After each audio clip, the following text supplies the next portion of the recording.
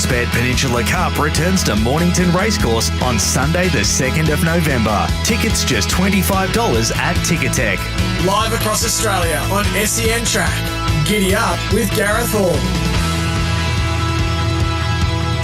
Yes, good morning. This is Giddy Up with Gareth Hall on this Wednesday, the 29th of October. It's a big hello to you wherever you may be listening on your local SEN track dial or your RSN dial. Of course, we are broadcasting throughout Victoria on 42 RSN stations these days. So it's great to have your company wherever you may be listening. Also, of course, on the RSN app and SEN app. And you can watch us streaming live every day on the SEN app, our Facebook page and YouTube channel. Big show coming your way. Looking forward to catching up with a young German jockey who will be making his debut in Australia on that first Tuesday in November.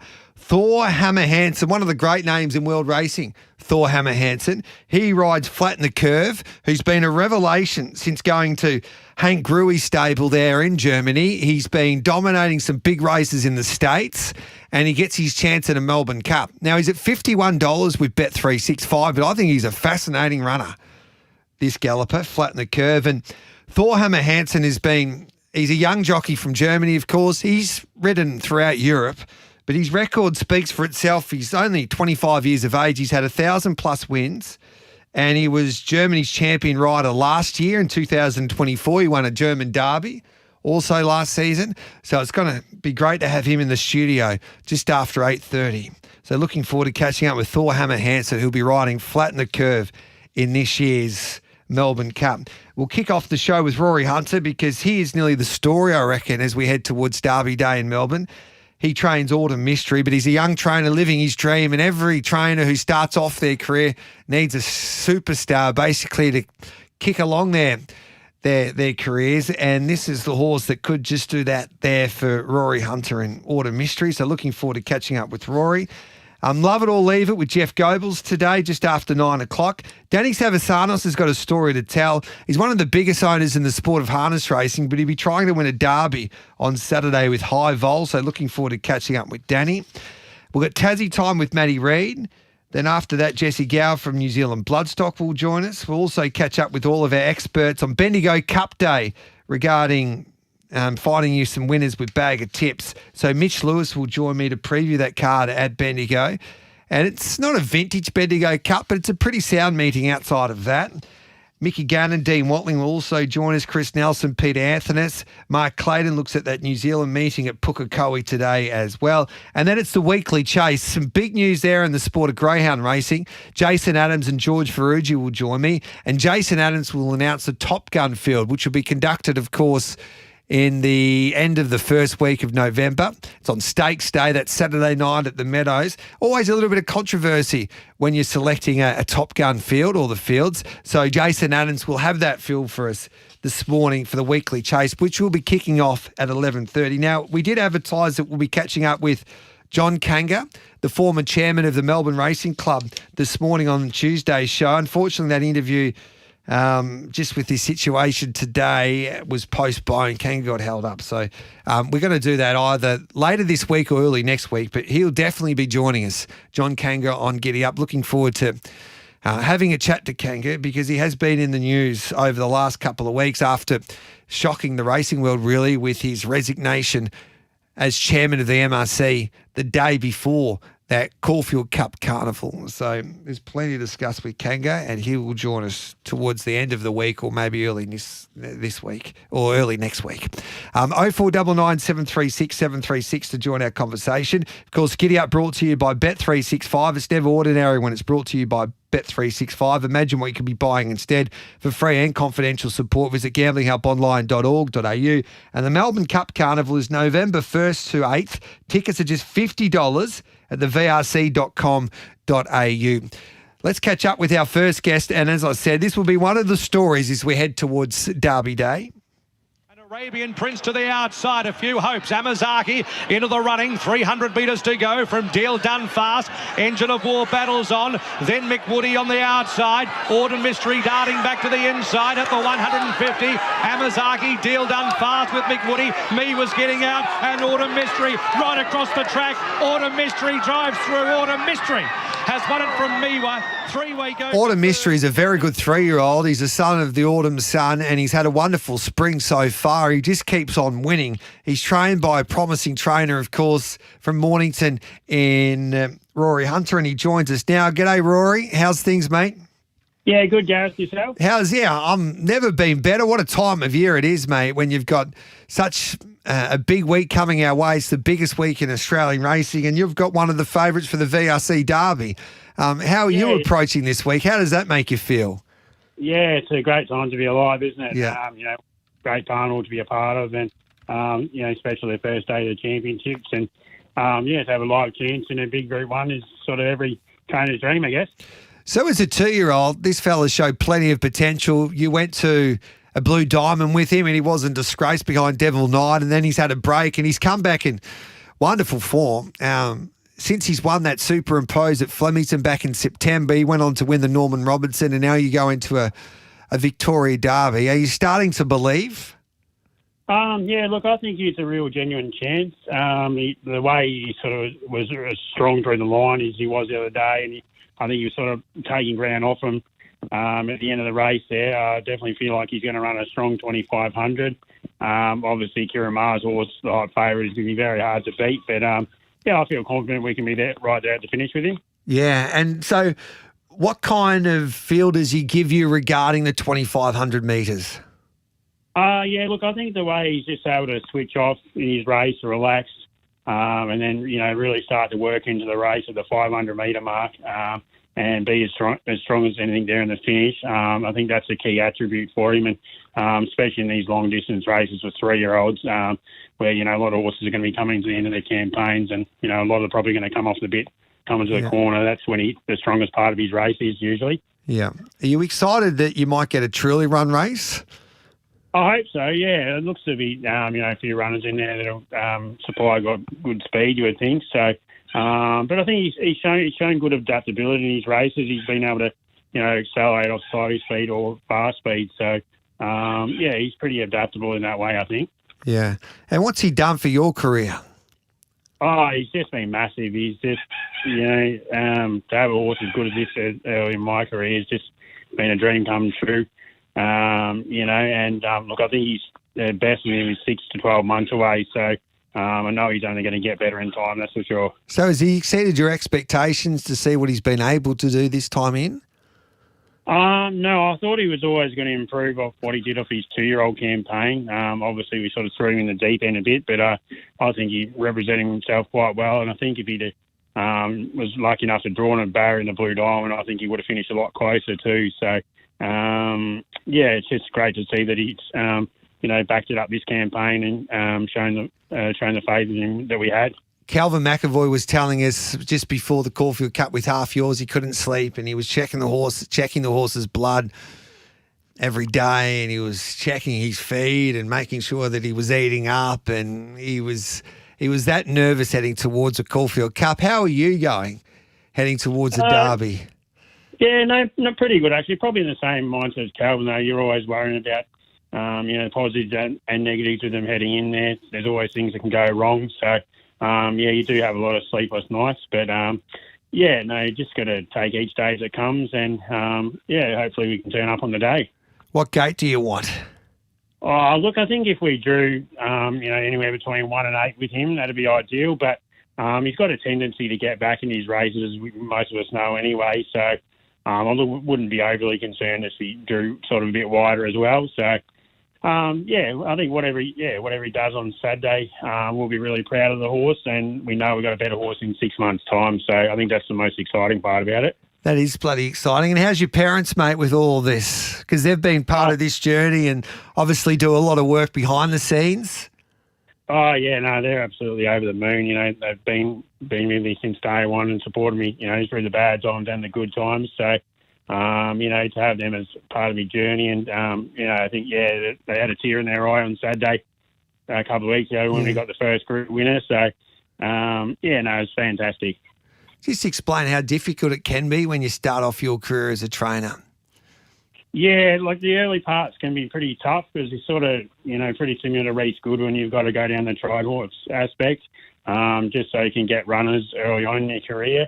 And you've probably got to take on a few horses that you probably don't want, but that's all part of the journey to try and find the best, the little 1%ers in them to try and get the wins on the board. But I think you have your good days and your bad days, probably more bad than good. But I've really enjoyed the journey so far. Got to sort of starting to build a nice little team up now, so. Hopefully in the next couple of years we can enjoy some good success. So a horse like this, so you say he's been superb for your stable. Do you get more horses? Have you had the phone ringing a lot more off the back of Autumn Mystery's success? We've had a few phone calls since then. Had quite a bit of interest, so it's good to see people that have sort of stand up and take notice of us as little stable. So hopefully we can sort of grow as we get deeper into the years of training. Well, we wish you the best of luck. It's going to be, as I said, it's going to be the story, I reckon, as we head into Derby Day. Young trainer like you taking on some of the big guns of the sport. You've got to beat Godolphin, of course, with your son of the Autumn son, called Autumn Mystery. What, he cost you, $15,000, is that right?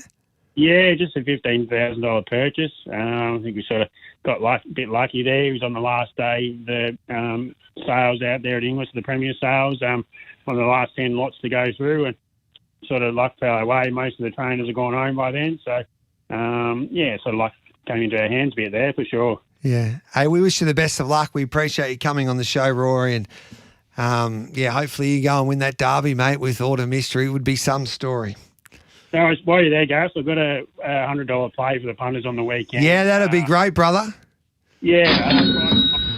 Cranbourne. She'll be in the benchmark 62-1200. Her name's Monica Miss.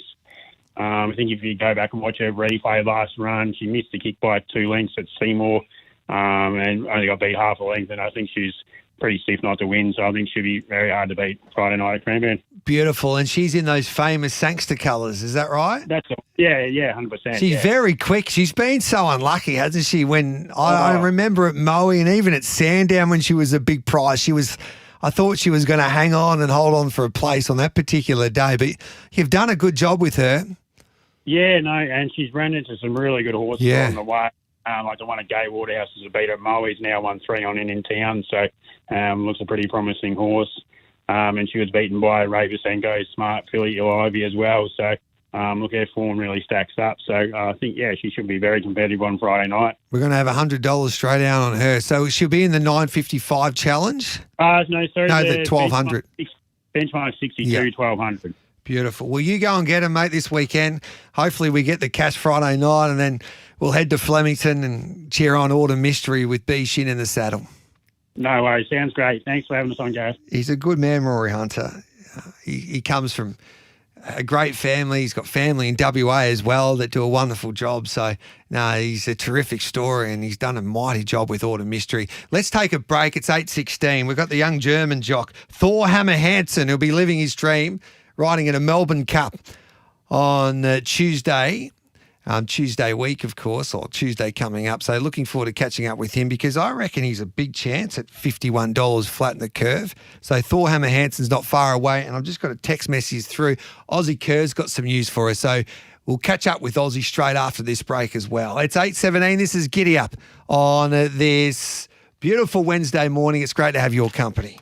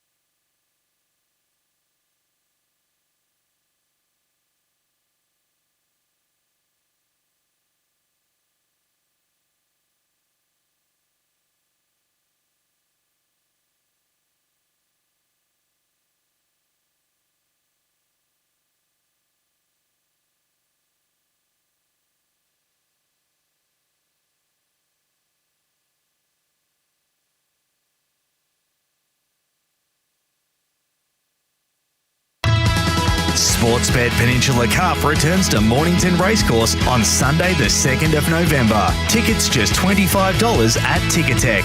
Live across Australia on SEN Track. Giddy Up with Gareth Hall. Welcome back to Giddy Up. Great to have your company on this Wednesday morning. Don't forget, we'll preview the Bendigo Cup a little later on. What a race that promises to be. To be honest, it's not a vintage Bendigo Cup, but it's always a great day and it's always a terrific program. They'll have a big crowd there at Bendigo this afternoon.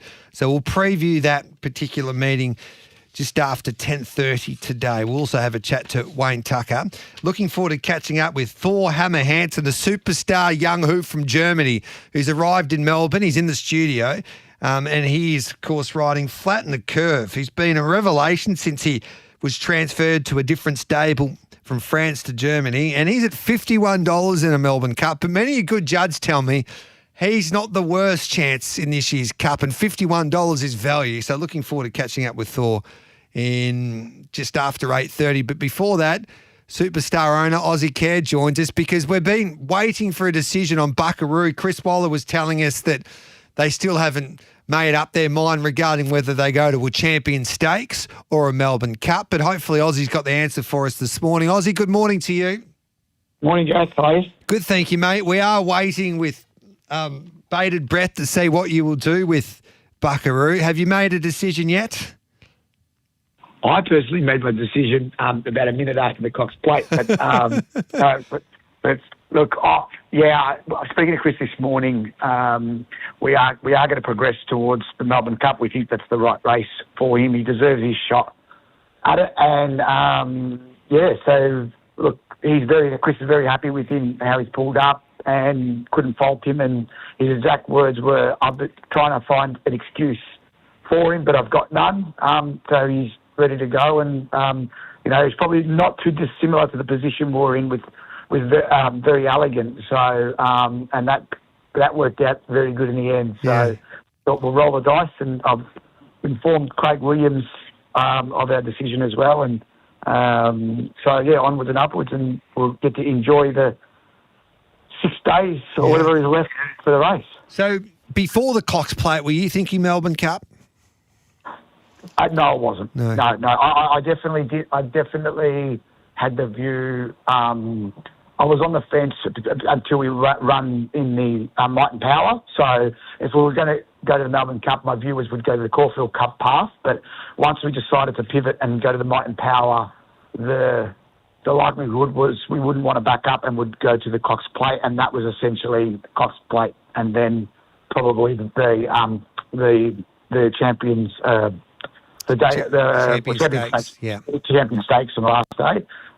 But obviously after his performance in the Cox Plate. And look, he's got a very, very similar profile. If you look at the profile of Very Elegant when she won the Melbourne Cup, he's actually probably got a better, bit of leading form than what she had. But they're very similar in what they've done. I think she ran fourth, maybe in the Cox Plates before she went into the Melbourne Cup. So it'll be up to Chris now to have him perfect to run 2 miles, but he's a master, and I've got full confidence with it. Is that your concern, whether he does get 2 miles?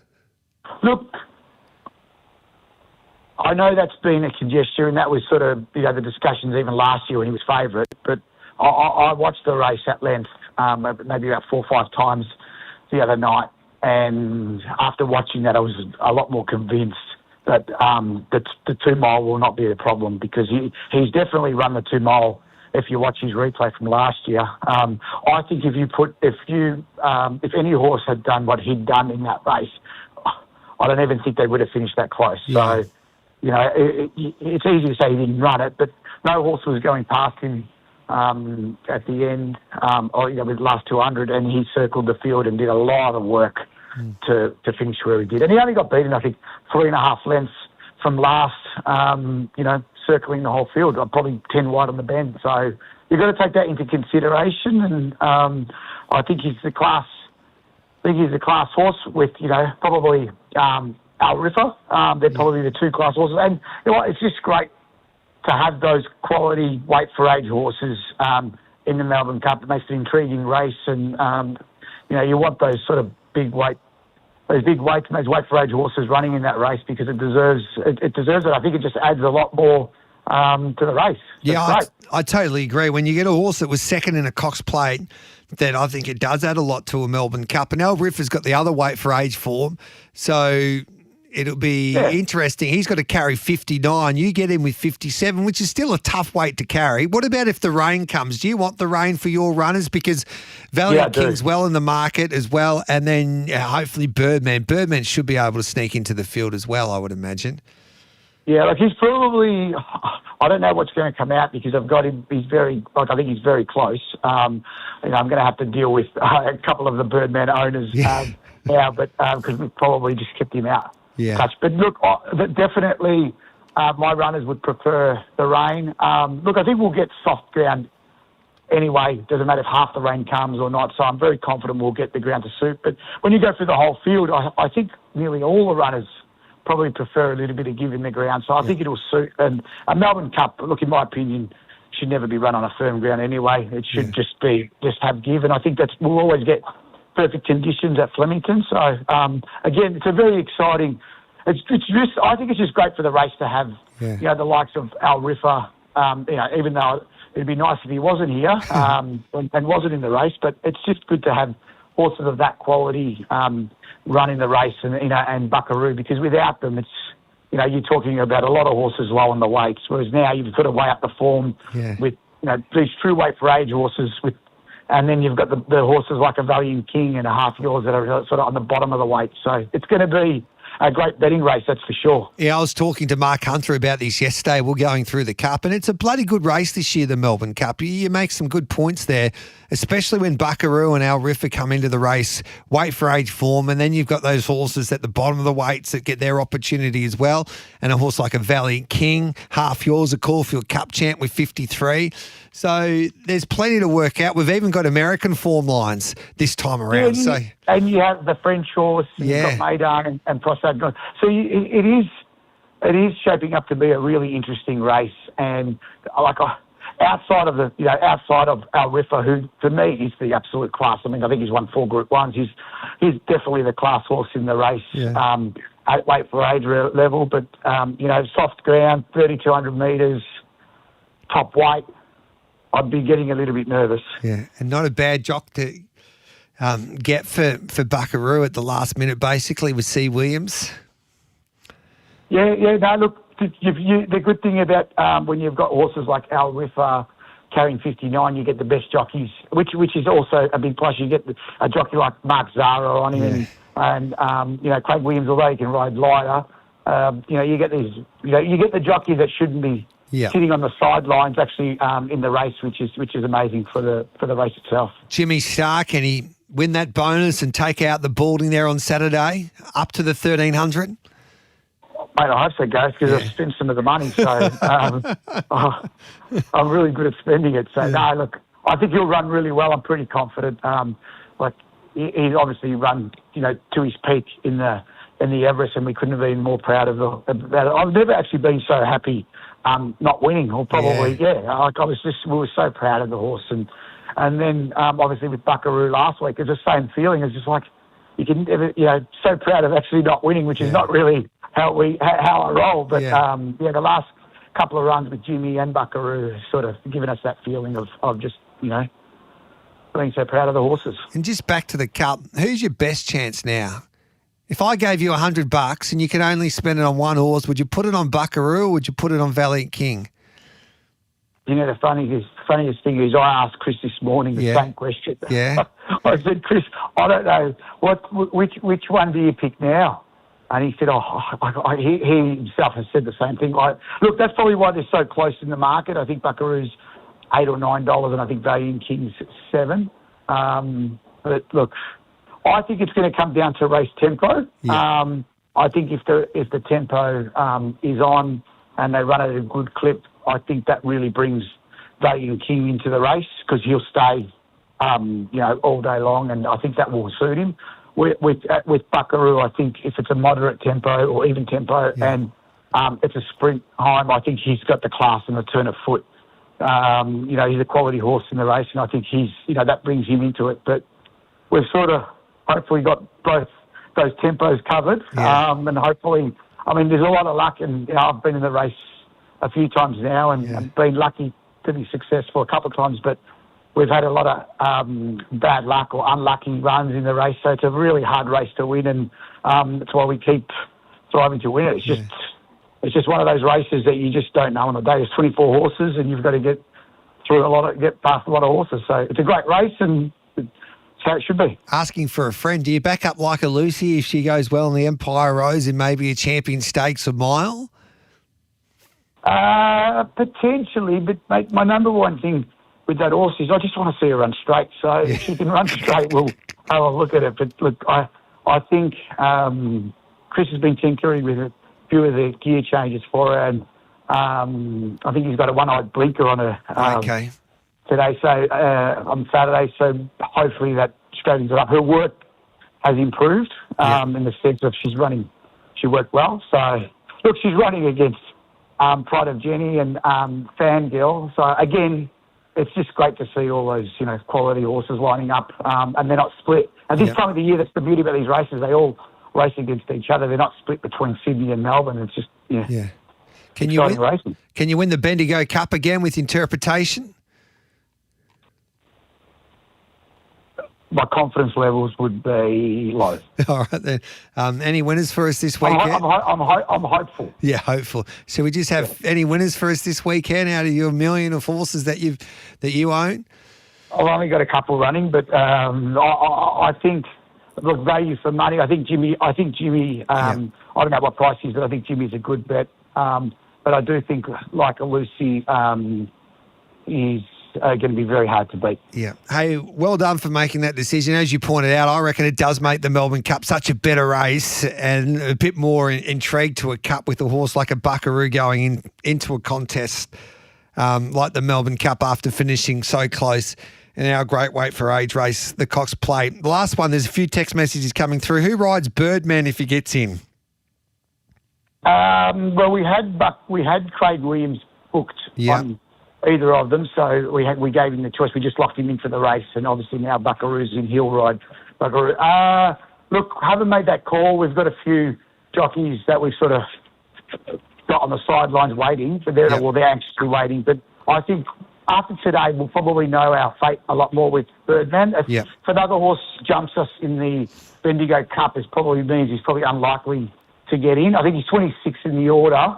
Okay. So it really just depends what happens today. So we'll start working through that after the Bendigo Cup. Beautiful, mate. We appreciate you coming on the show and updating us with Buckaroo, because we thought he might be going to the Melbourne Cup, but as Chris pointed out, there was still no decision there yesterday, but now it's been confirmed that he's off to our great race, and that is terrific. Thanks for that, mate. We appreciate it. No problem. Thanks, mate. There's Aussie Care. He's great with his information. He owns a lot of good horses that play a big part in our thinking when it comes to betting in the future markets, and he's terrific with his information for us punters. So, yeah, Buckaroo, he's into the Melbourne Cup, or he's heading to the Melbourne Cup. Now that's been confirmed, and Craig Williams to ride. Speaking of Melbourne Cups, Germany will be represented by Flatten the Curve on Tuesday. Thor Hammer Hansen is riding in his first Melbourne Cup, the young gun from Germany, who was the champion German rider there last year, and he will be my special guest in the studio next.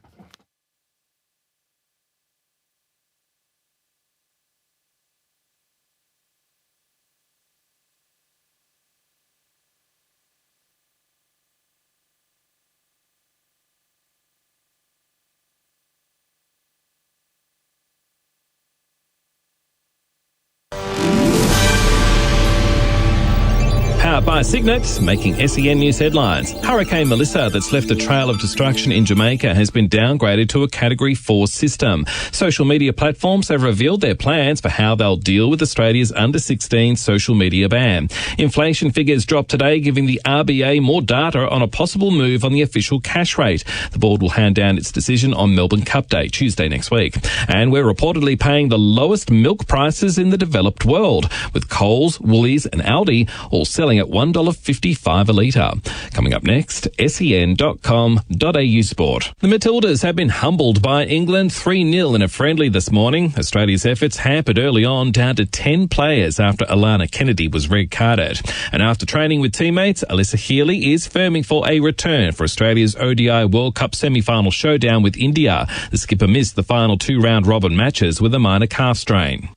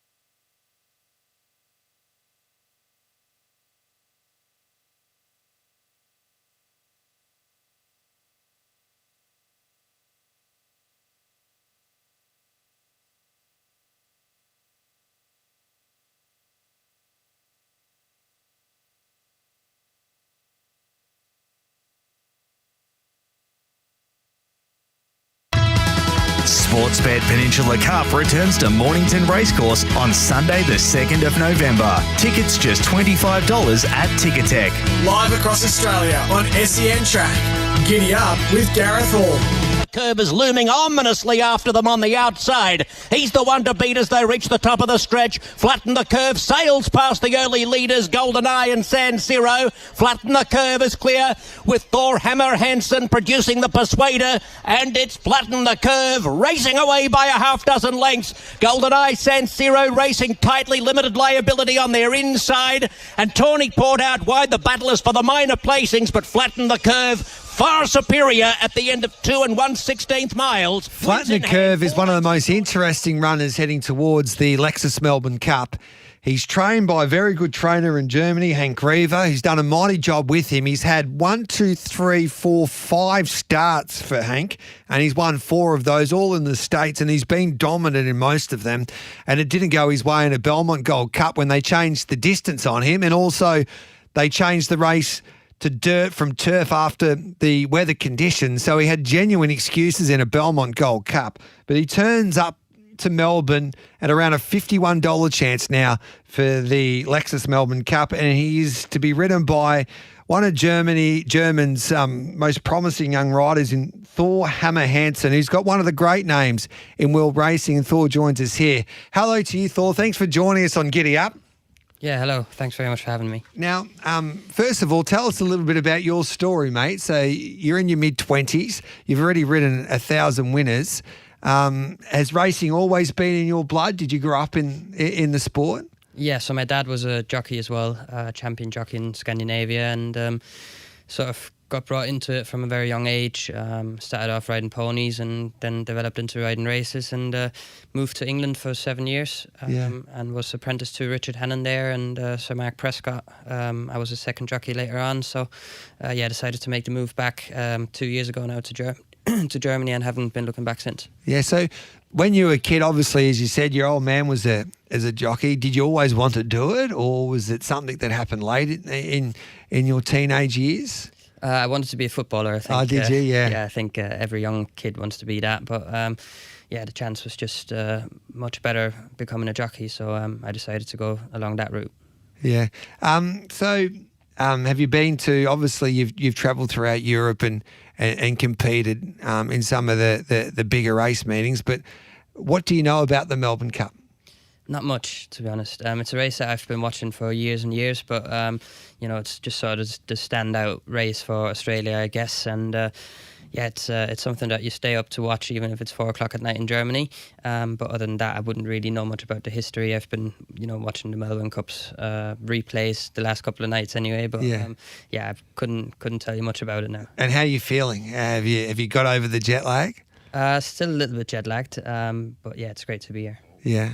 Stay with us. I've got to take a quick break and then we'll have a deeper chat about Flatten the Curve because I think everybody's excited to see what he can do at Flemington on Tuesday. Don't go anywhere. Thor Hammer-Hansen, my special guest here, the superstar young hoop from Germany on Giddy Up on this Wednesday morning.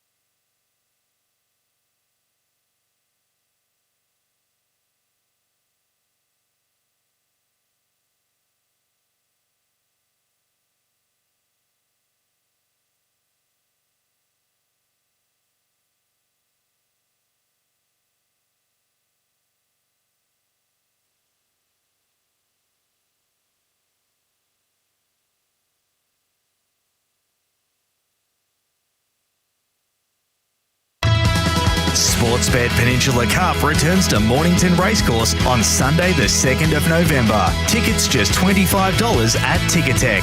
Live across Australia on SEN Track. Giddy up with Gareth Hall.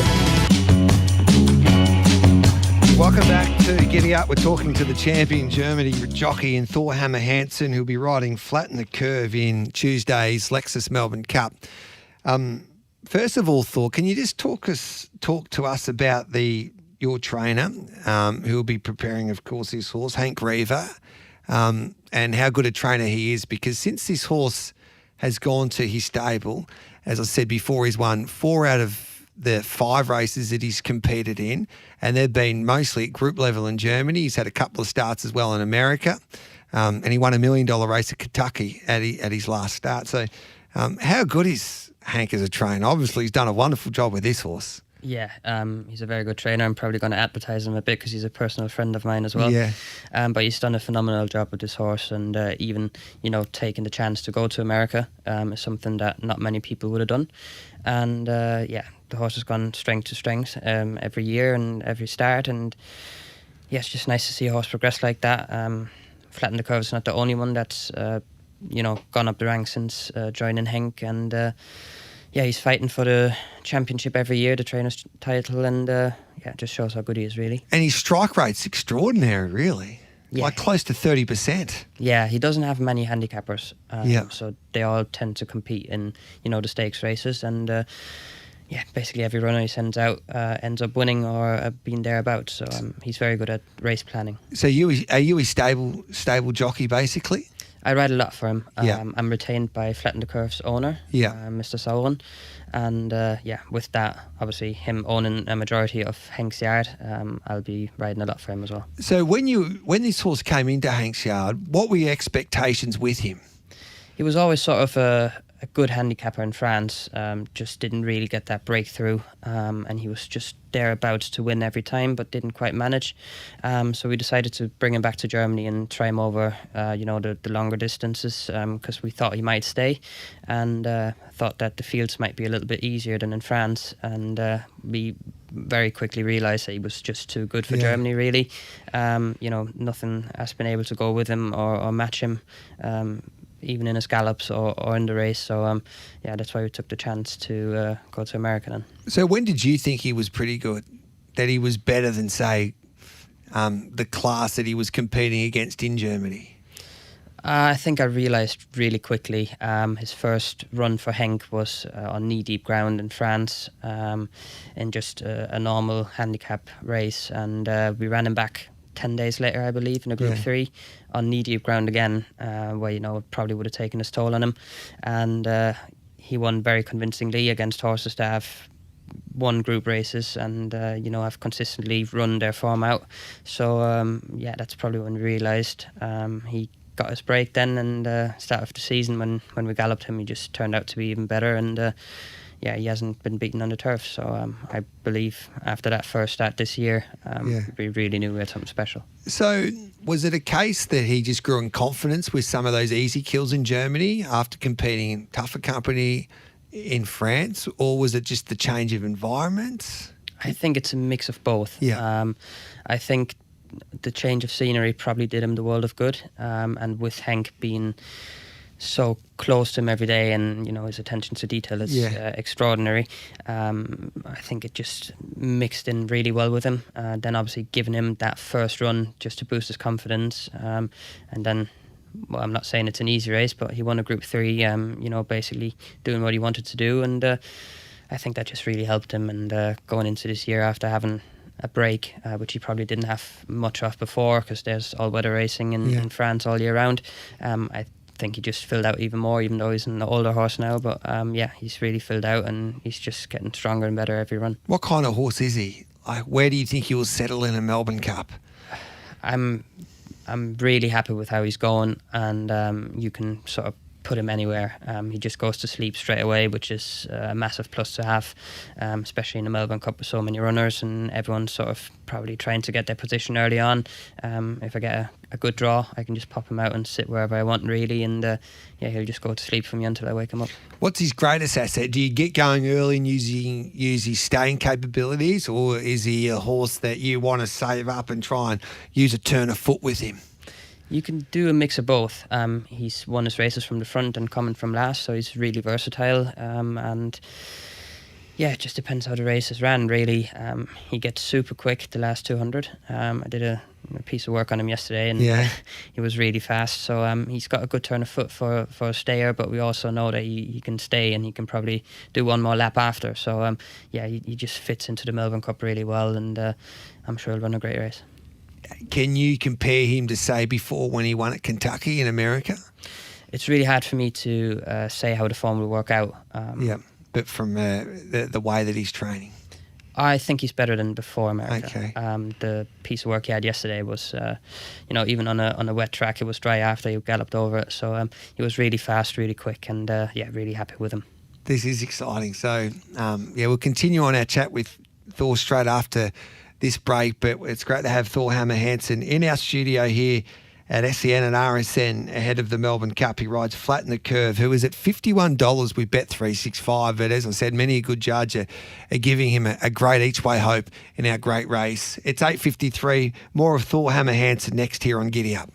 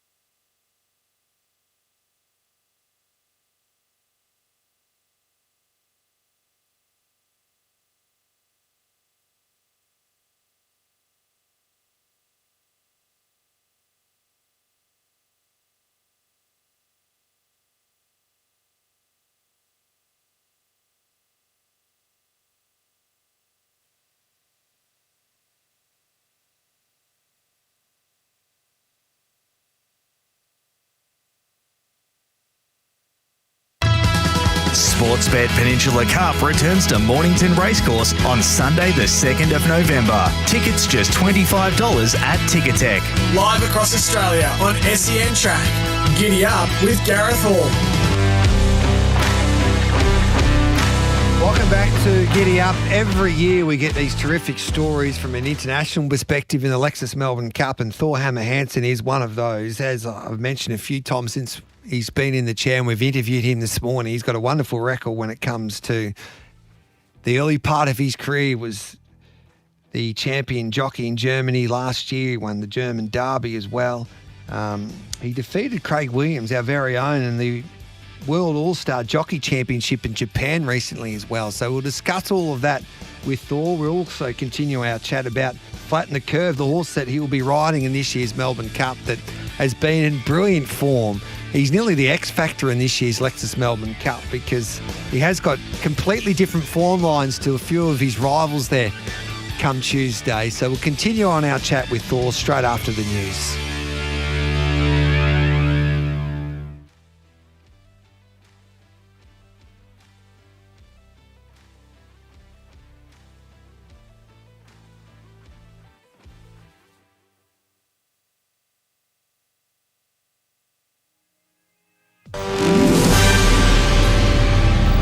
Powered by Signet. Good morning. I'm Nath Gardner with SEN News.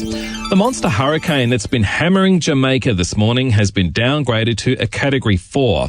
Hurricane Melissa packed winds of close to 300 k's an hour at its peak over the Caribbean nation. On 9, Jamaican MP Darryl Vass, speaking from Kingston, says the island's west has copped the worst of it and the danger isn't over yet. Once the eye goes over, then the surge comes after, and they're predicting the surge to be between 7 and 13 feet, which is like the level of a 3-story building. A mining boss says his company will cooperate fully with all investigations into a fatal explosion in New South Wales far west. A local man and woman were killed at Polymetals Endeavour Mine in Cobar. According to new research, 1 in 10 Australians could not afford the medical care they needed last year. The findings will be presented at Parliament House by the Consumers Health Forum today. The opposition leader has called on the Prime Minister to apologise for wearing a Joy Division T-shirt last week on his return from Washington. Susan Lee says it was a profound failure of judgment as the British band's name comes from a wing of a Nazi concentration camp. The Bureau of Meteorology has been asked by the federal government to address the public concern over its new website after thousands of complaints. And Prunella Scales, who played Sybil Fawlty in the iconic 70s comedy Fawlty Towers, has died aged 93. SEN Sport is next. The Matildas have been humbled by England 3-0 in a friendly this morning. Australia's efforts hampered early on, down to 10 players after Alana Kennedy was red-carded. And after training with teammates, Alyssa Healy is firming for a return for Australia's ODI World Cup semi-final showdown with India. The skipper missed the final 2 round-robin matches with a minor calf strain.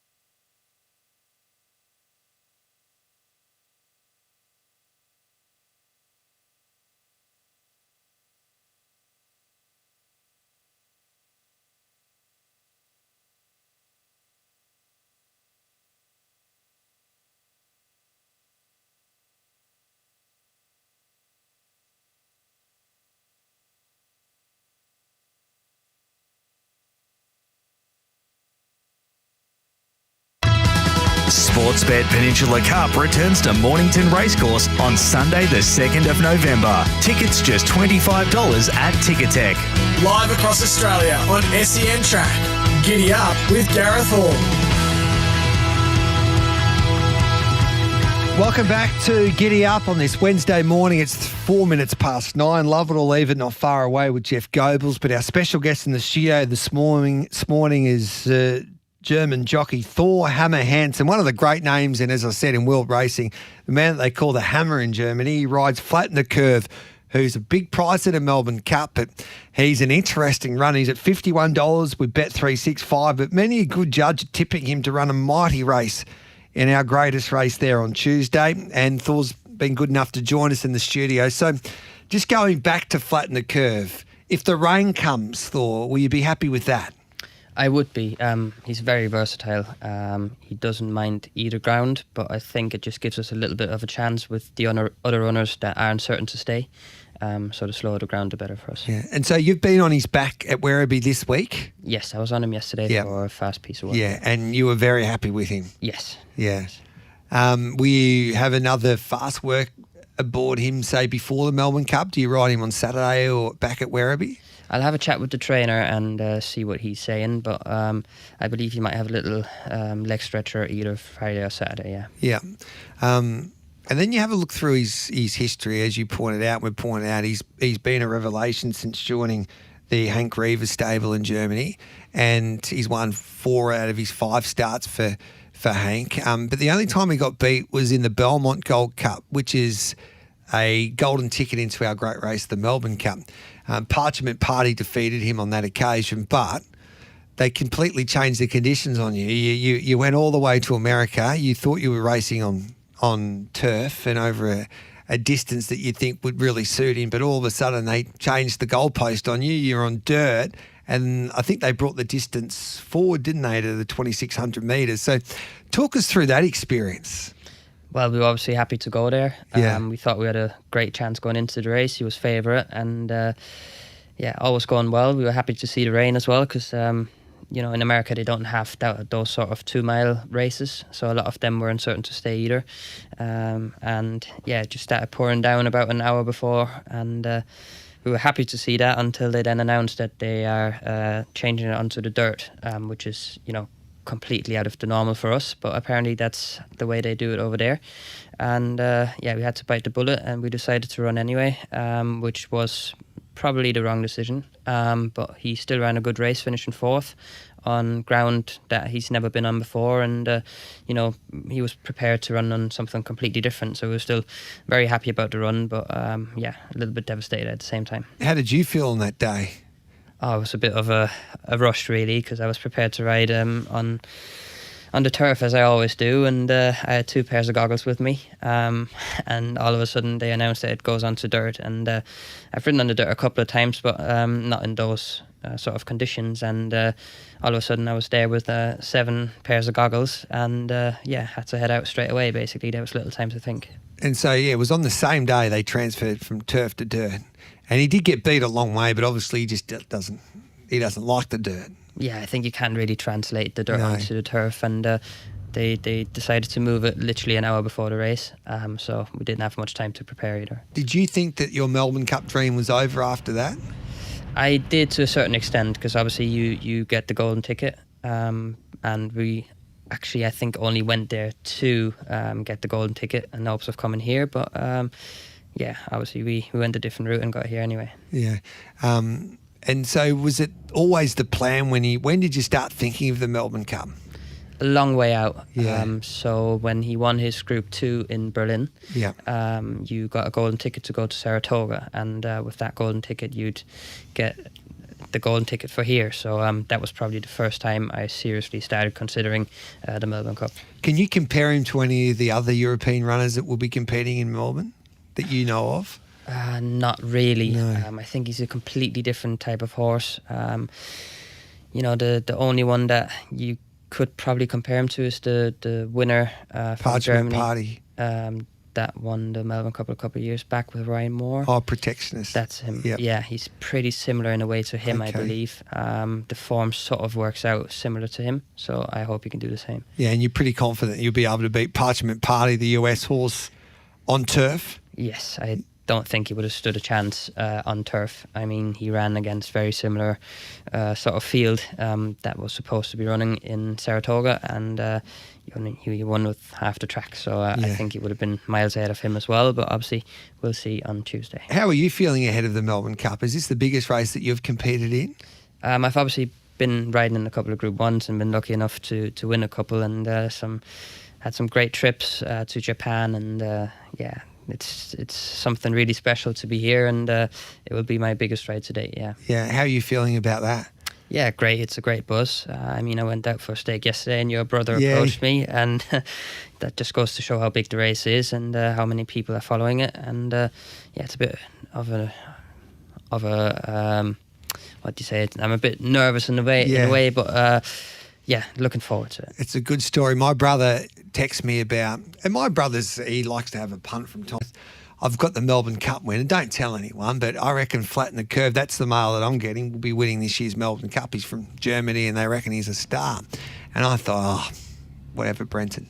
And he gets some good mail from time to time. He's pretty well connected, but then he texted me last night, you must have had the Flatten the Curve jacket on. I did, yeah. Yeah, and he reckons it's fake. He goes, I can't believe. I said, mate, how do you know this horse? And you said, well, I'm the rider, and then the rest is history. So, yeah, you've got some fans anyway in Australia. Like, I don't think he should be $51. I don't think so either. I think he's massively overpriced. I know that it's really hard to translate the form that he's coming into it with, but I think just on the horses that he's beat alone, and the fact that nothing has really matched him. He had one tight race in a Group 2 when he won in Berlin, and he still came out on top, where I probably got the gap a little bit too late. But other than that, he's been, just demolishing the field. So how do you approach this then? So you've never been to Flemington. You won't have a ride on Derby Day, and the only ride that you've got on Cup Day is in the Cup. So how do you approach to prepare yourself to make sure that you get it right there on Tuesday?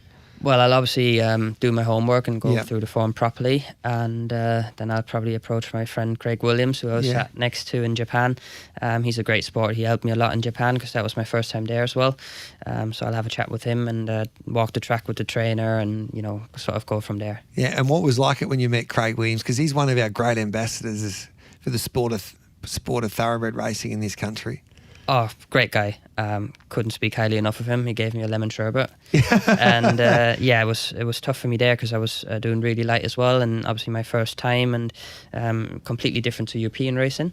So he was a great help to me there, and I'm sure he will be again. And you beat some of the world's best jockeys in that championship there in Japan. Yeah. What was that like? Great. I was happy to be invited because obviously jockeys from Germany aren't internationally as well placed, I'd say, as other jockeys, and just to be invited was a great honour, and it's a bit luck of the draw. You get, it's drawn what horse you ride, and the luck was in my favour. I got 2 really good rides, and they ended up winning, and that's how it happened. But it was just amazing to be riding against Craig, and obviously people that I've competed against all over the world before, but just having them superstar jockeys at one spot was really cool. So what about what other jockeys do you know then from Australia? I met J-Mac in Dubai for the Dubai World Cup, and Robbie Dolan. Met him in France a long while back when we were both apprentices. We were in France together for a jockey challenge as well. Obviously I followed the racing, but I wouldn't know many more personally. Yeah, and so you started off your apprenticeship, or you started off in Germany, as you pointed out at the top of the interview. Your father was a jockey, but you went off to France to start off your apprenticeship with one of the great trainers in world racing, and Andre Fabre. What was that like? Again, a completely unique experience. I went over there with the chance to be his apprentice, but as a 16-year-old, not really speaking the language, it was sort of difficult for me. So I decided to go back to Germany, and a month later I then decided to make the move to England. William Buick, who I've known since I'm a little kid, so I helped me with that because he's one of the best jockeys over there, and Yeah, he said, if you want to come over, I'll pick you up and look after you, and that's what he did. He got me a apprenticeship with Richard Hannon, who's had, Tom Marquand, who you'll probably know, Aussie Tom, and Holly Doyle, and, some great jockeys coming through his ranks, Ryan Moore, and so I kind of stepped in their footsteps a little bit and learned the ropes there. We're with Thor Hammer Hansen, who's riding in the Melbourne Cup for the first time on Flatten the Curve, and he's got some story to tell. He's only been riding how many years now? It's close to a decade. You're 25? Yeah, it would have been 10 years ago. Yeah, and you've ridden over 1,000 winners. You won the German Derby there last year on Palladium, and you get a chance to compete in your biggest race on Tuesday in the Melbourne Cup. William Haggis is one of the best riders in the world. Obviously, he's Godolphin's jockey there in Europe. What kind of influence has he had on your career? Massive. I've always been able to call him or give him a quick text when I needed any advice, and giving me lifts when you're kind of struggling financially, I'll say, as an apprentice at the early stage. And he's been great. He comes over to Germany a couple of times a year, and we have a chat every now and then. And he's still there for me now if I need him. But just to have him as a role model was really important. Has he given you any advice about the Melbourne Cup? Not yet. I didn't want to annoy him too early. Obviously, he's got the Breeders' Cup. Exactly. Yeah. When that's over, I'll probably give him a quick message and ask him for any advice over here. So, Thor, tell us a little bit about what it's like competing in Germany. So you're one of the leading jockeys there. So how many times a week would you race?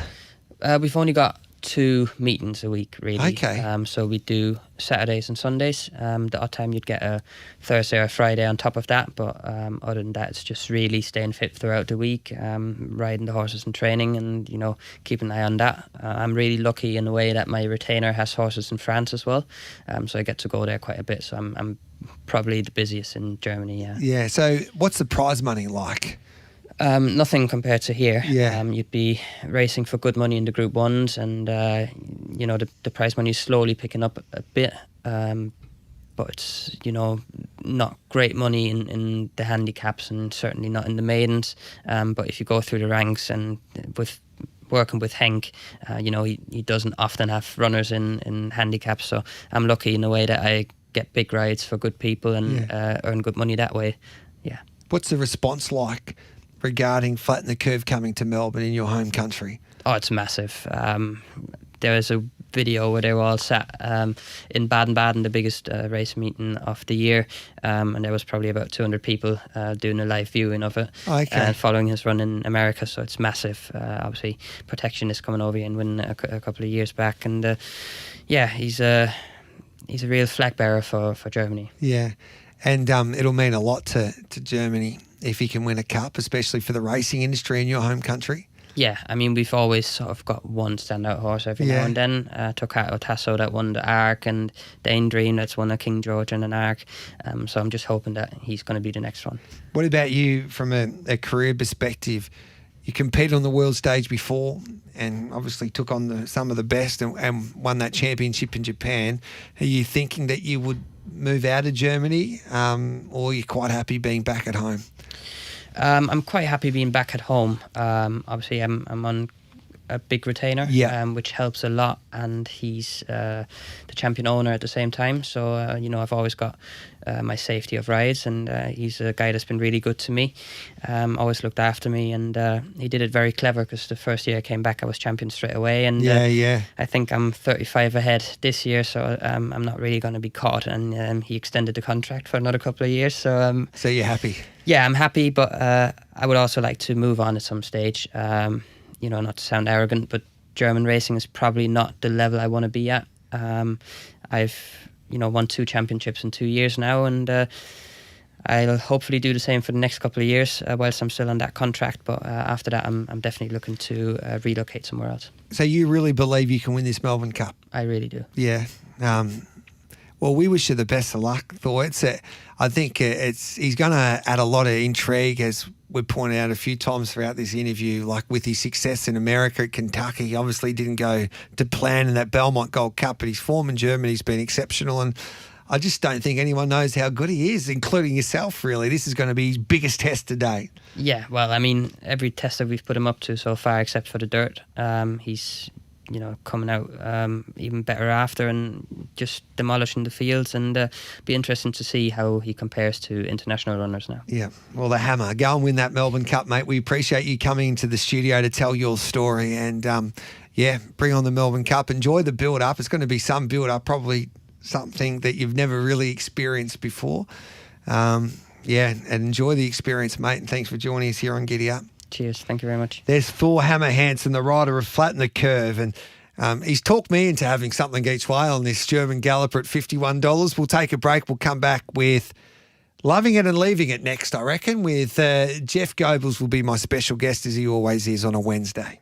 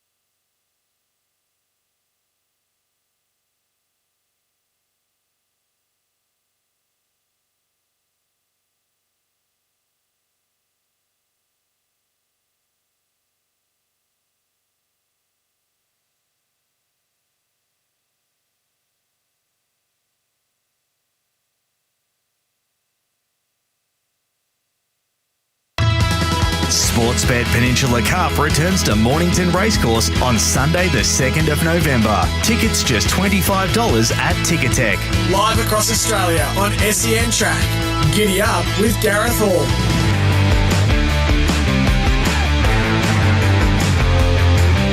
It's 9:24. Gareth Hall with you on Giddy Up. Great to catch up with Thor Hammer Hansen. A lot of text messages coming through. Yeah, he was terrific, wasn't he? His English is very good. His record speaks for itself, basically, in Germany, and this is his biggest test, as he pointed out. This is the biggest race he's ever competed in, the Melbourne Cup on Tuesday. But he's full of confidence with Flatten the Curve, and as I said, a lot of good judges are tipping this horse to me. He's at $51 with Bet365. I don't know if that will last too long, because after people listen to Thor and they understand he'll handle a rain-affected track, he can put himself into the contest wherever basically Thor wants. He'll stay the 2 miles. He reckons he's got an excellent turn of foot. And when you have a look at his form on turf, both in Germany and also America, it is very good. So he adds a lot of intrigue to this year's Lexus Melbourne Cup. And it sounds like Hank Griever, his trainer, is a superstar, going at around 30% winning strike rate. He's a former jockey himself, Hank, and he's done an exceptional job with this horse. He's turned him into a handicapper, into a star, basically, to a group horse. So, yeah, I think he's going to be fascinating to see what he can do, flatten the curve in this year's Melbourne Cup. It's 9:25. We'll take an early news, and then we've got Love It or Leave It with Jeff Goebbels this morning.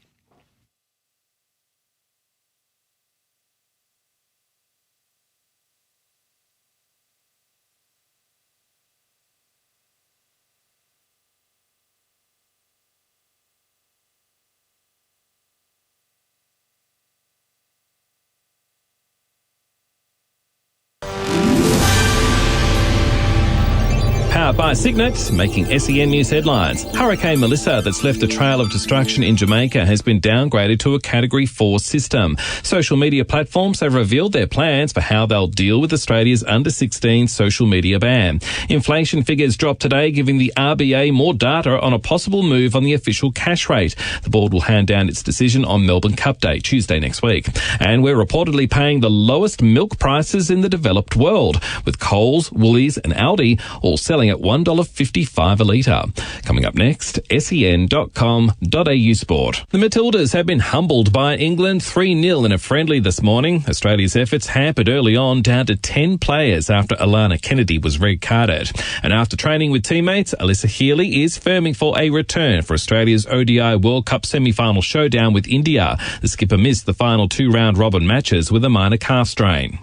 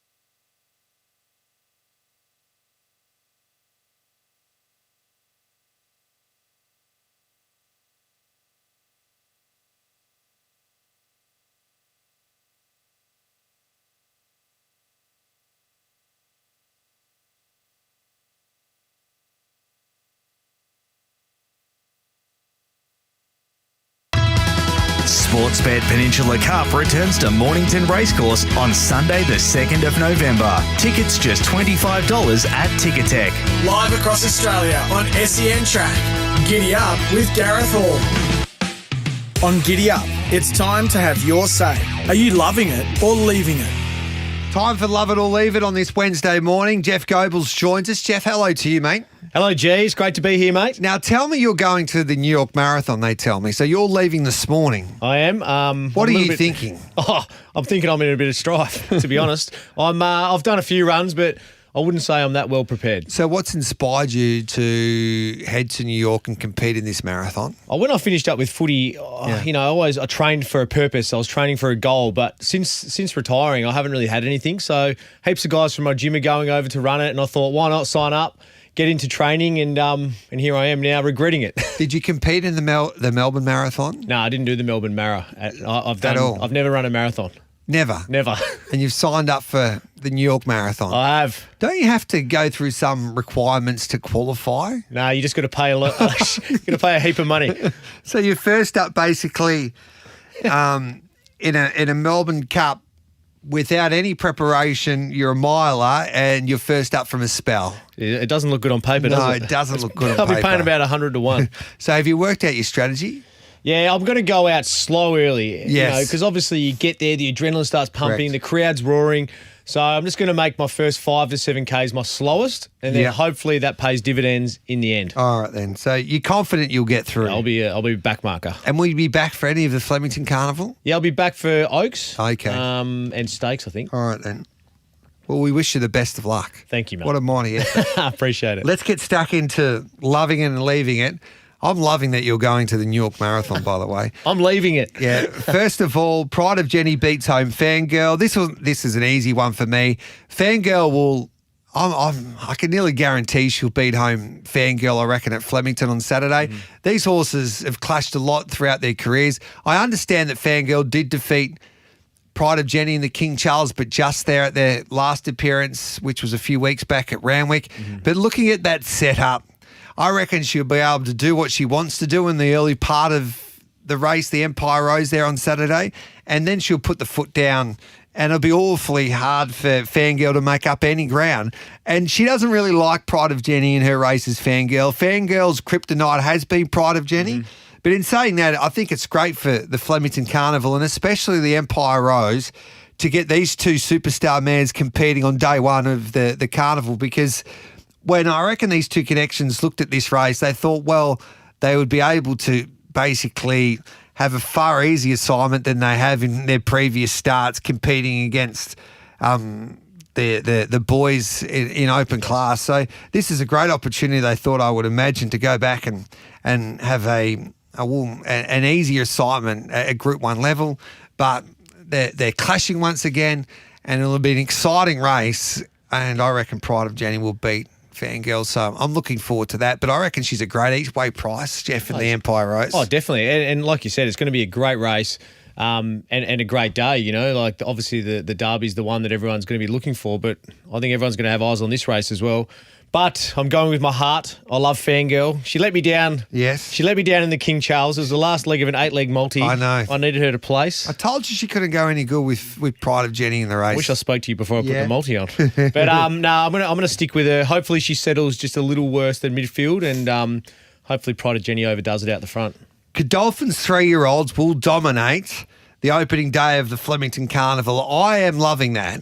I reckon Observer is a son of Gareth. I reckon he'll be winning the Derby. Now, there's a question mark whether they have, say, a strongly raced Derby that might bring a few of these 3-year-olds undone, because there hasn't been a solidly run race in the lead up towards the Derby. But you look at his breeding, he looks like he's going to stay all day. He's trained by a master when it comes to staying races in Kiramar. I love the way that he performed there at Moonee Valley. Some say that he didn't have much in the tank after he was eased up close to the line by Mark Zara, but I reckon he's the best 3-year-old in the race. It's his Derby to lose. And Biwak or Tentaris, one of those colts will win that Coolmore down the straight. Like, Chris Waller's record is unbelievable with these 3-year-old colts in a Coolmore. Biwak was so good in a Golden Rose. He just needs to turn up. Can you trust him? I think he can now. And then Tentaris, could have been favourite for a Golden Slipper until he had to end his 2-year-old season a little early. And I thought his run first up down the straight was definitely a pass mark. But, geez, I love the way he savaged the line to get past Raging Force after being a difficult spot in that Gothic at Caulfield. I reckon he's a big chance to beat Biwak, but I reckon it will be a Blue Army domination there at Flemington. 100%. I'm loving it too. Godolphin, stranglehold on a few races, like you said. And, yeah, looking at the betting, Skyhook was third on the line of betting. And and they would have to make about 8 lengths Yeah. to catch Biowak. So, mate, it's going to be a big day for Godolphin, and they're definitely going to win the Derby. Autumn Glow will announce herself as the country's best horse. I'm loving that. I know that you probably can, there's a strong argument to say that V Sistine is the best horse in this country after winning a Cox Plate. And it's hard to argue that. But from a potential point of view, I think Autumn Glow will smash them in the Golden Eagle. She's had a superb campaign to do what she's been able to do in her first 6 starts, and that was winning a Group 1 at her last start, albeit under handicap conditions, but she still did it pretty easily. Who knows how good she is. Of course, she's by the autumn sun. I know she has to drop back slightly in distance for this Eagle, but J-Mac rides. I think it's a perfect gate. And I reckon this Epsom winner will be mighty hard to beat. And after Saturday's race, I reckon she'll be favourite for the Cox Plate 100%. for next year. Yeah, Whether yeah. she goes that path or not, I reckon there's a strong possibility they will go down that path, but I reckon she'll... everybody will be talking about Autumn Glow after Saturday's racing. I agree. I love it. She's an absolute superstar in the making. And you love seeing a horse. We're always looking for the next star, and she is it, in my opinion. She got the Group 1 ticked off, and I think she's got about 15 more Group 1s to go. Is it a great decision by Aussie Care and the connections to give Buckaroo another opportunity in a Melbourne Cup? I'm loving that, only because if I owned the horses that Aussie Care and their connections do, I'd be doing the exact same. Like, it could probably be very, very competitive in a champion stakes, but at the end of the day, if you've got a horse that you think can be competitive in a Melbourne Cup, if you win a champion stakes, you are happy if you're Aussie. There's no doubt about that. But if you win a Melbourne Cup, you remember that for the rest of your life. Oh, 100%. And he's got 2 strong chances now. If the pace is on, Valiant King's going to be awfully hard to beat, so he ticks that box. And if they go slow in a Melbourne Cup, which sometimes they can, well, he's got the best weight for age horse in the race with the turn of foot, and that's Buckaroo. So he covers all bases. So if it was my horse and I spend the money like Aussie does, and the Melbourne Cup's the pinnacle in this sport, I'm loving that decision to start Buckaroo. That's how I would think. Yep. Anyway, if is he a better chance in a champion stakes than he is a Melbourne Cup? You probably have to say he's a better chance in the champion stakes, although he's got to try and get past V Sistina again. So, yeah, it's a good situation to be in, but I reckon I would have a crack at a Melbourne Cup. He just needs some luck. Oh, definitely. I love it. And like you said, there's Group 1s and then there's Group 1s, and Melbourne Cup is one of those Group 1s you win, and you can talk about that for the rest of your life. It's like, I am a Melbourne Cup winner. And that's what owning horses is all about, winning the big races. You know, we've only got a few big Group 1s, and the Melbourne Cup is the biggest. So if you got a chance, I would definitely be throwing my hat in the ring. And you never know what can happen in 12 months. If you go, okay, next year we'll go to the Melbourne Cup with Buckaroo, we'll do that. But a lot happens in 12 months. Yeah, there's no 100%. guarantees. No. So if you got a chance, I'll be going to it as well. And he probably gets, the weight it's a tough weight, but it's a winnable weight. Like, you can win with 57. Oh, definitely. The last one is that Briasa beats home Jimmy Starr. This is a means test type of debate between Johnny O'Neill and Wayne Hawkes. Back to 1,300 metres, or going to 1,300 metres, I give Briasa a great chance. Now, he was disappointing on Everest Day. He missed the kick. He went back, and he could never win that race. He just needs the jump so Tyler Schiller can put him into a spot. And I hope he's aggressive, Tyler Schiller, there on Saturday. Jimmy Starr's going to be tough to beat over 1,300 metres, and I love the way he went in Everest. And if you go off the Everest run, he's the horse to beat. Yep. I think Lady Shenandoah was disappointing, but it's D-Day for Briasa a little bit. He needs to stand up. He was beaten by Jimmy Starr in all age over the 1,400, but if it was a 1,300 metre race at all age, I reckon Briasa beats him home. I reckon it's a sweet spot for Briasa. No excuses for the grey and for Team Hawks in this race. I'd back him in at the price. They bet $8. He's into $5 now. I'm leaving it. Like you said, Jimmy Starr's run in the Everest was huge, and I can only go off form.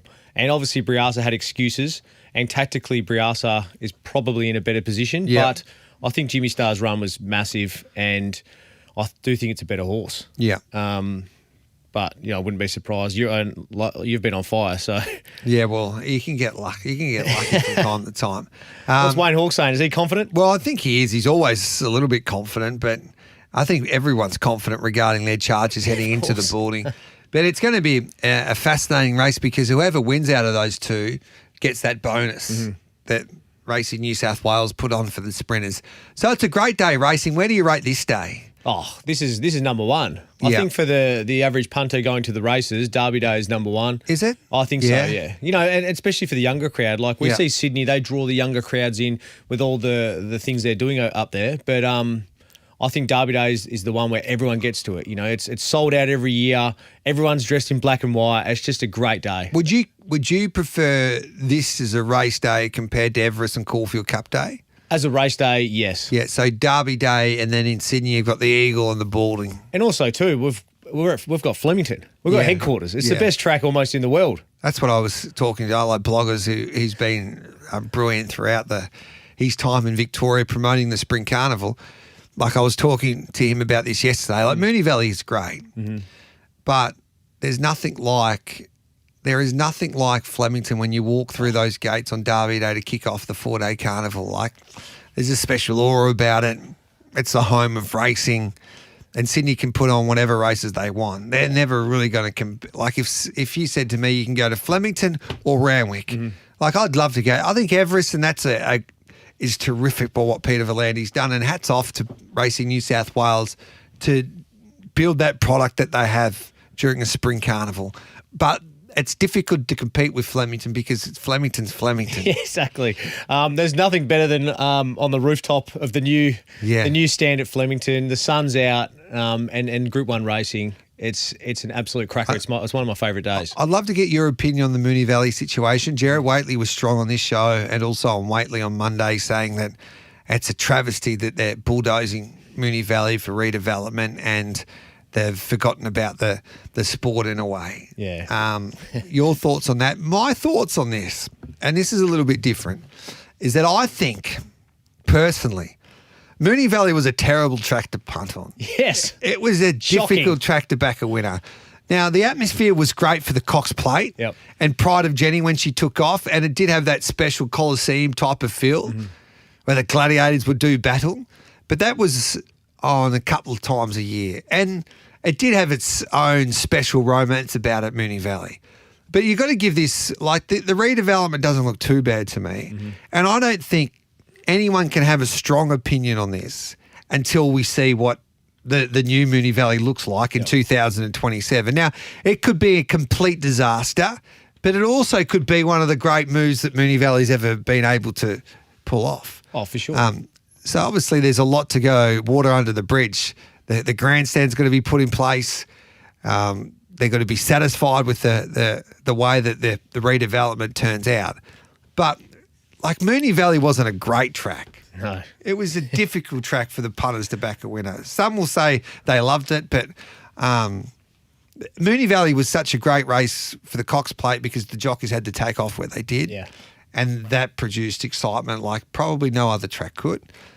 But I reckon time will tell before you can have a strong opinion on whether this has been the right or wrong move. Yeah. I mean, I've got a strong opinion now, and I agree with you. I just think if you're not evolving and looking to get better, you're staying in the same spot and everyone goes past you. Yeah. And I think Moonee Valley definitely needed something to happen. And I can guarantee now that when those gates are going to open in 2027, there's going to be buzz and excitement. We'll all be there and it'll be great. Yeah. And I think that's what Moonee Valley needed. It needed that fresh air breathed into it. And I think it's great for racing. Yeah. You know, you see all the new racing concepts coming. So why not do a track redevelopment? Yeah. Well, we wish you the best of luck in New York. I can't believe you passed up being ambassador, being the superstar from Married at First Sight regarding it's that singles day there on Golden Eagle Day, isn't it?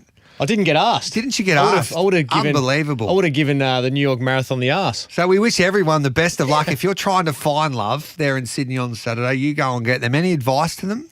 Oh mate, I haven't been single for a while, so No. I've got nothing. No. But you did dominate a dating show. Oh, Married at First Sight. A couple of cans of liquid courage. You were an inspiration to a lot of people. Good on you, brother. Thanks for that. Enjoy New York. Thank you, G. There's Jeff Goebbels for Love It or Leave It this Wednesday morning. We'll be back with plenty more.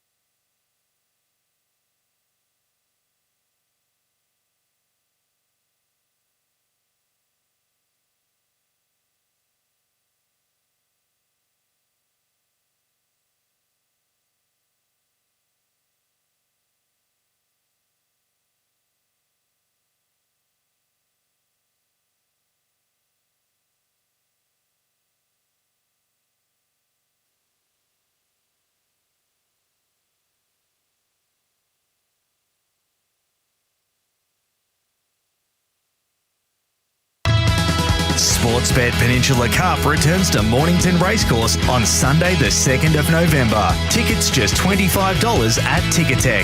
Live across Australia on SEN Track. Giddy Up with Gareth Hall. To go now. High Vol is starting to get into that lead. Warrior Smile joined by High Vol, then Hot Sand and Buckloo from a long way back. High Vol 100 metres to go. Buckloo's the only danger, if any. High Vol's going to win again. High Vol won it by a length. Buckloo, Warrior High Vol's an each-way chance in the Derby on Saturday. One of his owners is Davy Savasanos, and Danny is one of the leading owners in harness racing. He won the harness racing Victoria Derby just a few weeks back, and he's trying to win the Gallops Derby on Saturday, and he joins us now. G'day, Danny. Hello to you, mate. How are you, Gareth? Nice to talk to you again. Can you do the big code double with the Derbies? It's in the bag, mate. Get on. Get on. That horse, mate, he's... First of all, I'd just like to say I met Nick Ryan about a year ago. Gun like trainer, had a big opinion of this horse. Him and the Sharona picked it out at the sales, only a cheap buy, and I got involved with the horse. And I'll tell you what, we're really we're starting to believe now. You've had so much success in the sport of harness racing. As I said, Foxdam was your horse that won the Victoria Derby in the trots a couple of weeks ago. What's the feeling like having one of the favourites in one of the great classics in Australian racing in the VRC Derby? Yeah, well, I wouldn't say he's a favourite, but in our eyes, I think he is. Look, it's just, I was involved in the thoroughbreds quite a few years ago, and I sort of didn't have much luck, and then I changed codes to harness, as you know, and had a lot of success in the industry. And then when I met Nick Ryan, I don't know, probably 12 or 18 months ago, really got a good feel about him, good buzz. He's just a gun, and we got involved with High Vol, was one of the first ones we got involved with. We've got a few more out there now, but he's really exciting. Exciting. You don't discriminate either, because you're in... You got a slot, I think, in the Phoenix. Well, you dabbled in that last year with Jason Thompson in the dogs. You've got thoroughbreds and standardbreds, so you just love the games, basically. I love the game. I'm hooked, mate. Yeah. I was hooked as a young fella, but I really look. What can I say? I'm just really blessed. I can afford to do it, and I, really have a lot of enjoyment. And I've just got this funny feeling that I think our horse will go real close in the Derby. So if you win the Derby, will you still go to the trots to watch all of your standardbreds? Yeah, well, I've got 4 racing that night, so it's funny. I've got some of my favourites going around on Saturday night. Mac Dan, Oliver Dan, Petrarca, that's just made a comeback, won first up, and Viney. So a bit of Melbourne flavour there, even though Petrarca's gone. But, we still we won't change the name of the horse at this stage. No. What about if you had to win one race in any code, what would it be? Oh, mate, winning this Derby would be just, I've won New Zealand Cups, Derbies, but in the thoroughbreds, it's, they call it the sport of kings, winning that would be just unbelievable, mate. Unbelievable. I'll be there on trackside. You'll all hear me. I don't think you'd be going to the trots that night if you win the Derby, because N Ryan and his team can party, and I know that you enjoy parties, so look out. We'd definitely be doing something that night, but really enjoyable, really grateful, and like I said, Nick Ryan, fantastic trainer.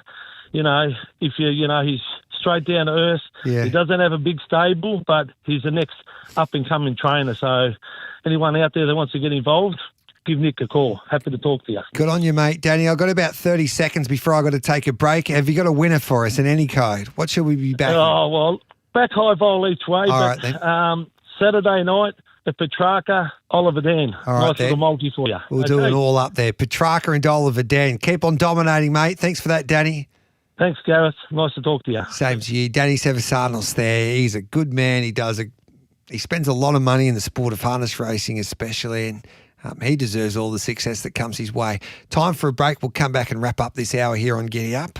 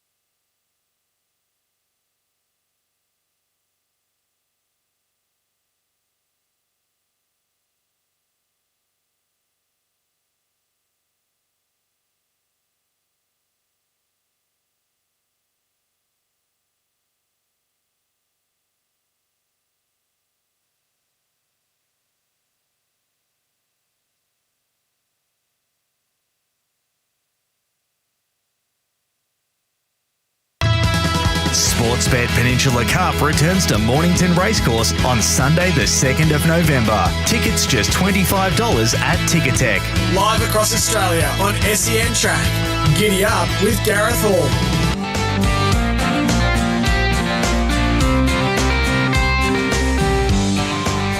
Welcome back to Giddy Up. Plenty of text messages coming through. The old Moonee Valley track was only good for one race a year, the Cox Plate. Tell me another race at Moonee Valley that was a classic race.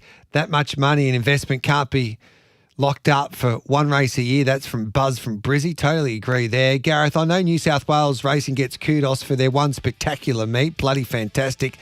But mid-90s, 2000s, their carnivals had 40 to 50,000 people, 8 to 10 times a year.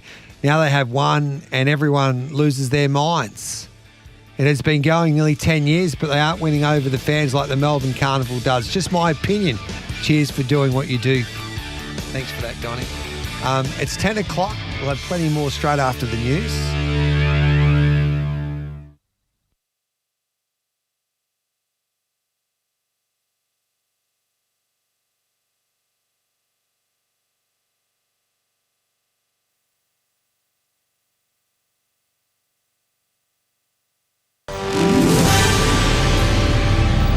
Powered by Signet. Good morning. I'm Nath Gardner with SEN News. The Prime Minister is travelling to Korea for the next leg of his Asia tour, where he'll attend the APEC summit. US President Donald Trump and Chinese President Xi Jinping will meet on the sidelines of the event to discuss a potential trade deal. Meantime, the opposition leader has called on the Prime Minister to apologise for wearing a Joy Division T-shirt last week on his return from Washington.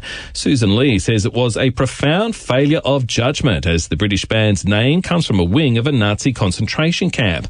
But Labour's Claire O'Neill has told Seven the opposition has its priorities wrong. I just want the coalition to get with the program here, get on the side of the Australian people and focus and talk about the issues that matter to them, not try to make some fake news thing out of a T-shirt that the Prime Minister is wearing when he gets off a plane. Hurricane Melissa slammed into Jamaica this morning but has been downgraded to a Category 4. It's reported as being the strongest storm to hit anywhere in the world this year. Hostilities have resumed between Israel and Hamas in Gaza, with both sides accusing the other of ignoring the ceasefire terms brokered by the US. A preclinical study on mice has found adverse links between high exposure to PFAS and male reproductive health. Researchers found the mice's daily sperm production decreased. And UK band Oasis has touched down in Melbourne this morning, ahead of the band's first concert in Australia in 20 years. Up next, sen.com.au sport. Sam Kerr's first Matildas match as captain since her knee injury didn't go to plan this morning, losing to England 3-0. Day 2 of Sheffield Shield matches gets underway this morning. Victoria up against Tasmania, WA hosting South Australia, and Queensland playing New South Wales. And at the Paris Tennis Masters, Aussie Alexander Vukic is out after losing to American Taylor Fritz in straight sets.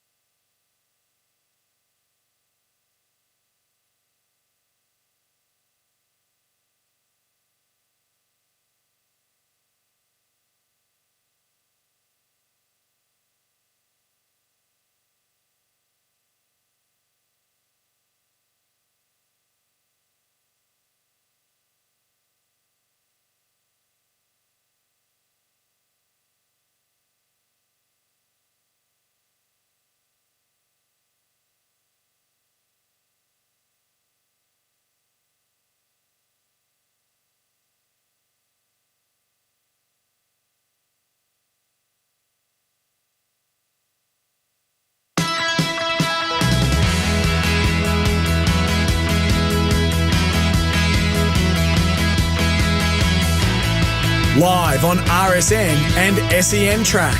This is Giddy Up with Gareth Hall. Welcome back to Giddy Up. Busy hour coming your way. We'll preview the Bendigo Cup meeting and also the rest of the meetings right across the country shortly, just after 10:30 with Giddy Up's Bag of Tips. But first of all, it's time for Tassie time. The air is cleaner and the grass is greener. Tassie, the perfect place to race. They're racing today as well. Matty Reid joins us, of course, from Tas Racing. Hello to you, Matt. Morning, G. Great time of year. Your carnival's just around the corner, basically. Yeah, well, Newmarket and 3-year-old Cup night is Friday the 21st of November, so we're essentially 3 weeks from this Friday. So, yeah, it's a really nice transition off the back of the Victorian spring, and looking forward to some good weather and good horses, and I think we'll see, well, we've started to see some of them. I think we'll see even more of them when we return back down to Hobart next week. Yeah, so who do you think will be the star of the Tassie Carnival if I give you a crystal ball? I think you probably don't need to look any further than the purple and white Star Thoroughbred colour, G, and there'll be no prizes for giving you that. I think Gerazo probably stepped up to the plate towards the end of the Tassie summer, but some of his stablemates, the younger horses, Mazzini and Sanaya, they're set to resume in the next sort of week or so. Mazzini potentially on Friday night in Lonnie in a Class 1. 2 3-year-olds will clash in the 3-year-old Cup. I think they're both well above average, and I think a lot of fun will be had following that pair, along with Gerazo, who's probably more exposed through the summer. But we got a great crop of 3-year-olds, I think, this summer, and they'll make for some really good races, particularly early on. And you got GG's Miss Truth, who's now in the care of Mark Walker. She is back at Flemington on Saturday. Yeah, I thought we obviously spoke about her a couple of weeks ago. She was so good over the 1,000 behind Ray Magnerio. Connections had a couple of options at Flemington, either the 1,100 or the 1,200. They initially indicated that it might be the 1,100 of the Kieran Ichiban sprint, but I think they're going to go to the 1,200. Yeah. Just more happy with the weight that she's going to get in that race. I think she's down on the minimum on 54 there. I don't think it'll matter too much for her. Probably the question is whether she handles the straight for the first time, GG's Miss Truth. But as we've seen repeatedly, G, if she's somewhere near her best, she tends to stack up, and she'll be good price for us again there on Saturday. And some great standardbred action at Hobart, one of your featured nights there in the trots. Yeah, it's a beauty. Great to have the Saturday night primetime slot. The 2-year-olds are, I guess, the features. You've got the Avicus for the fillies, where Bridwood Maisie, I think, will be really hard to beat, and the Dandy Patch probably a bit more open for the Colts and Geldings. Really good prize money on offer, $75,000 if you don't mind for the Tasbred 2-year-olds. Also got the 3-year-old fillies championship on that program as well, G. So yeah, it'll be a beauty there on Saturday night in Hobart. What about tonight? Do you have a winner for us at Launceston? Where do we start with your plays?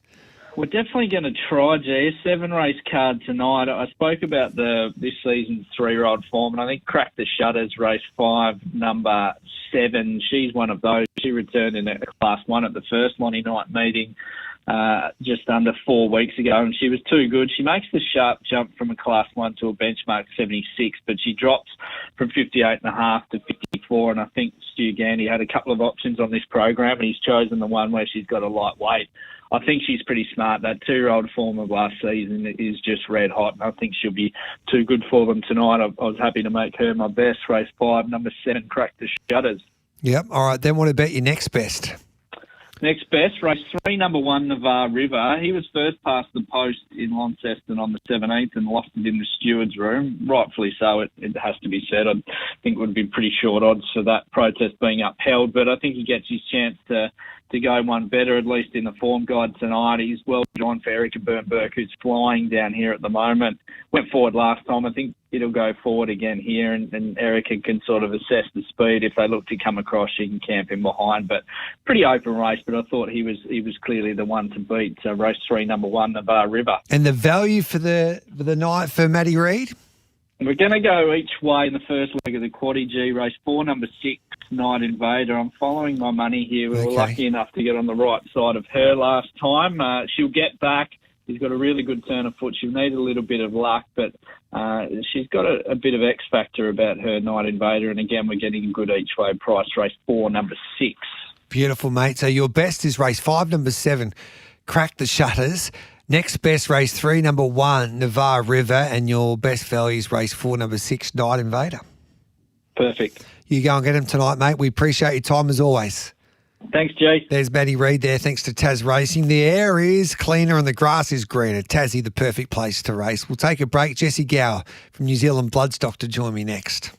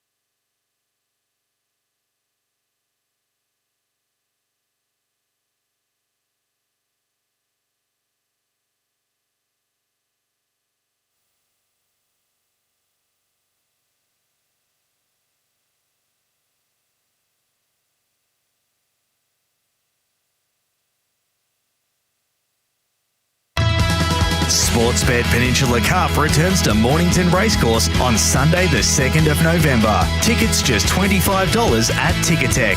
Live across Australia on SEN Track. Giddy Up with Gareth Hall.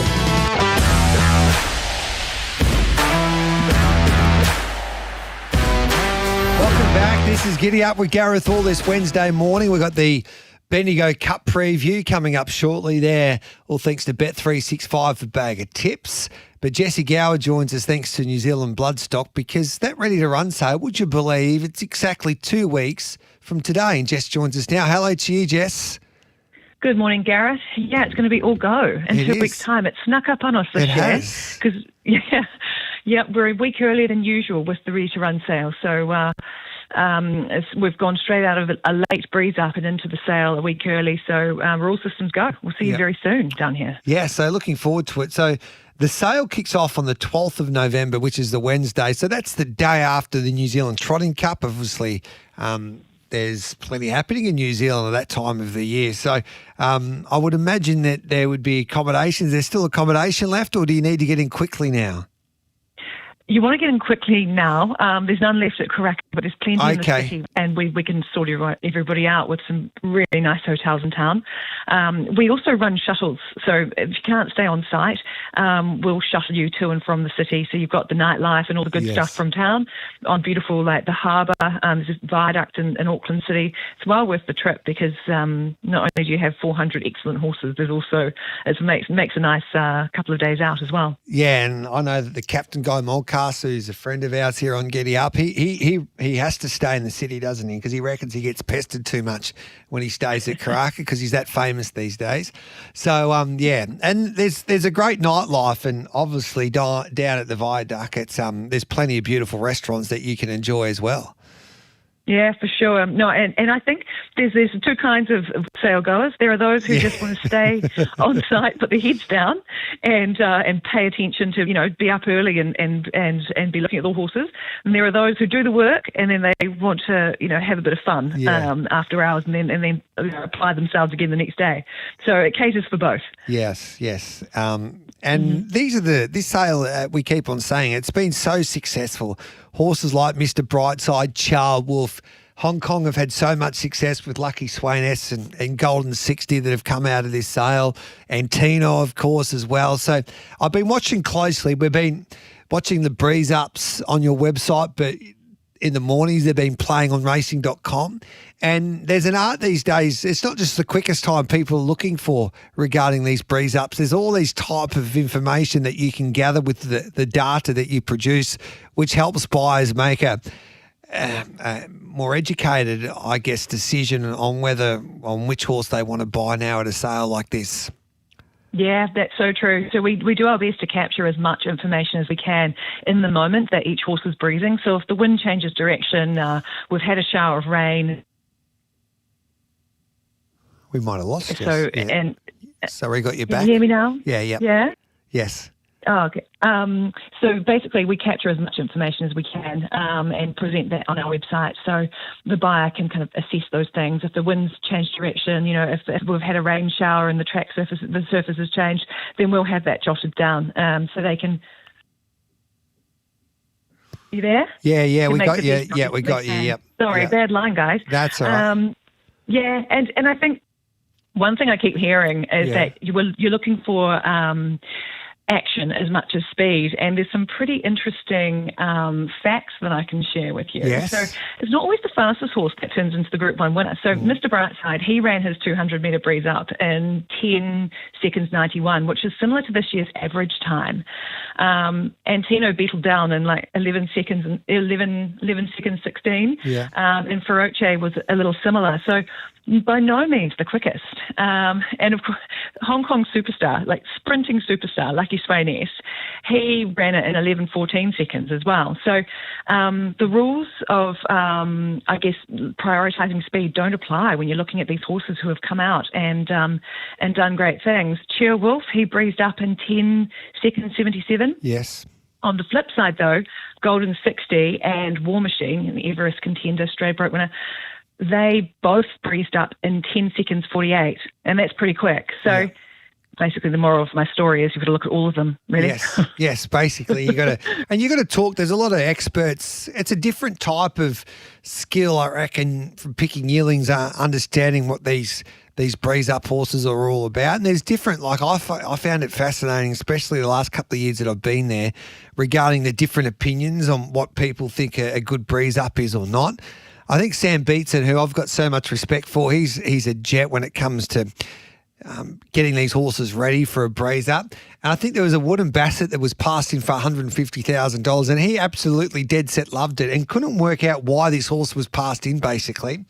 And he even I should have purchased it at the end of the day. I don't know why I didn't, but he's the second, he's the second favourite in the Guineas coming up, I reckon, in New Zealand at the moment. So he's had a couple of starts for Andrew Forsman and he's been ultra impressive.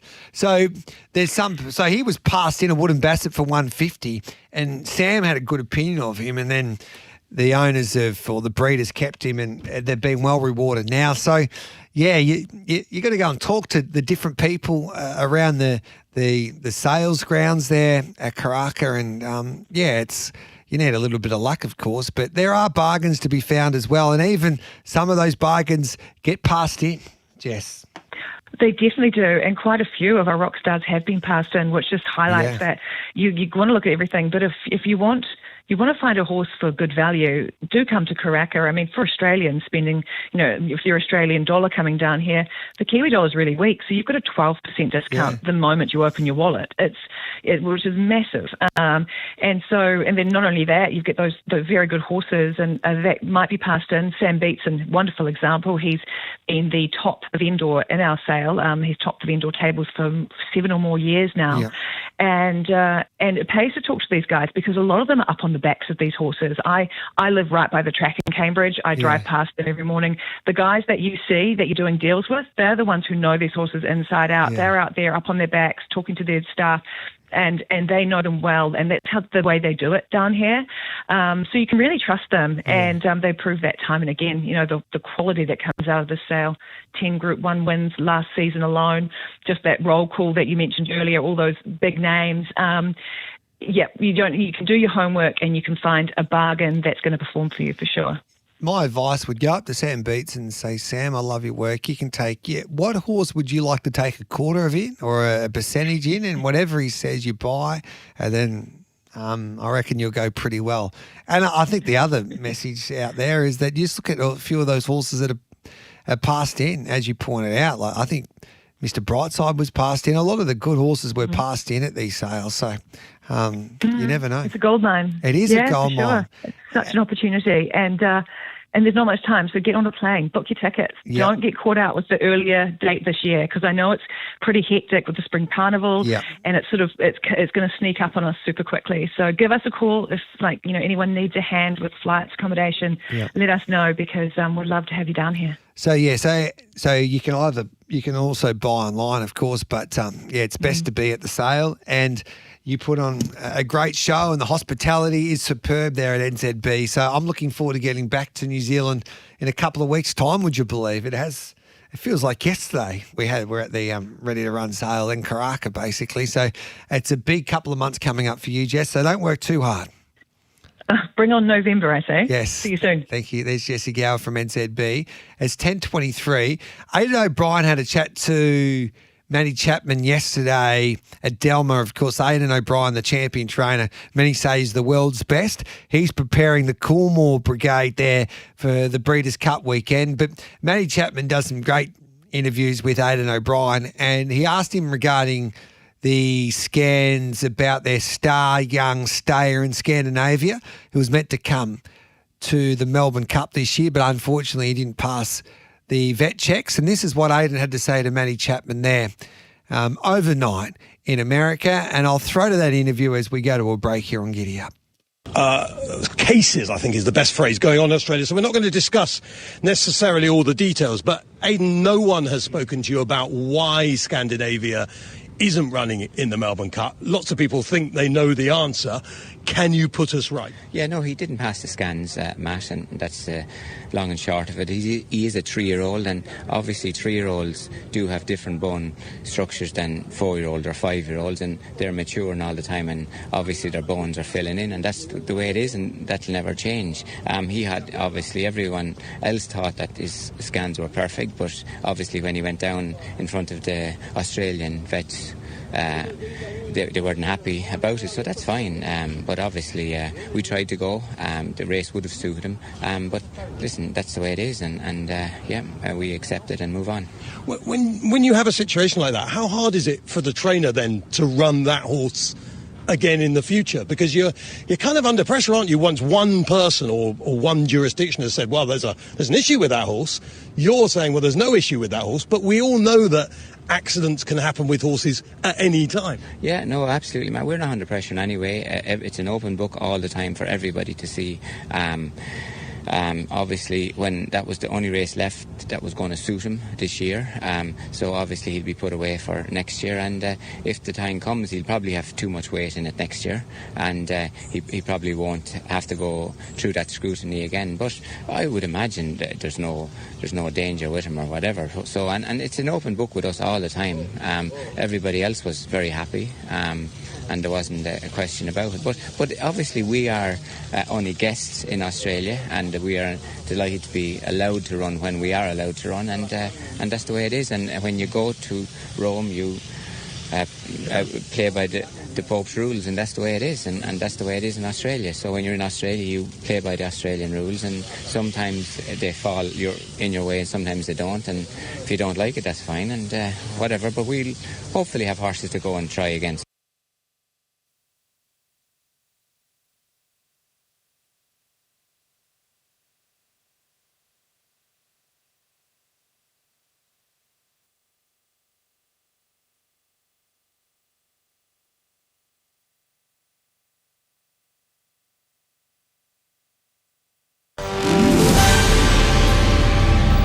Powered by Signet, making SEN News headlines. Amid concerns Housing Australia has failed to produce taxpayer value or reach required home targets, the body is set to be audited. PM Anthony Albanese travelling to South Korea for the next leg of his Asia tour, where he'll attend the APEC summit. According to new research from Consumer Health Forum, 1 in 10 Australians could not afford the medical care they needed last year. And a preclinical study on mice has found adverse links between high exposure to PFAS and male reproductive health. Researchers found the mice's daily sperm production decreased.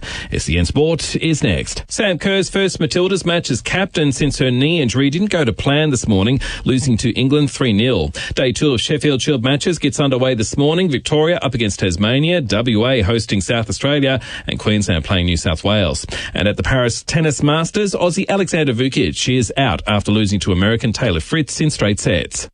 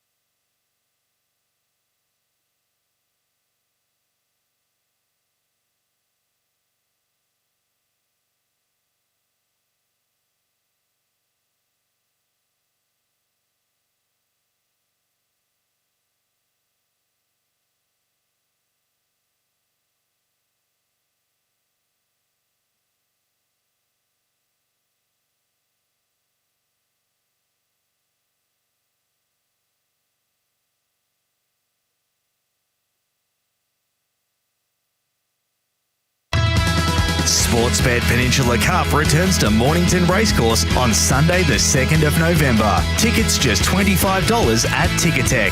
Live across Australia on SEN Track. Giddy up with Gareth Hall.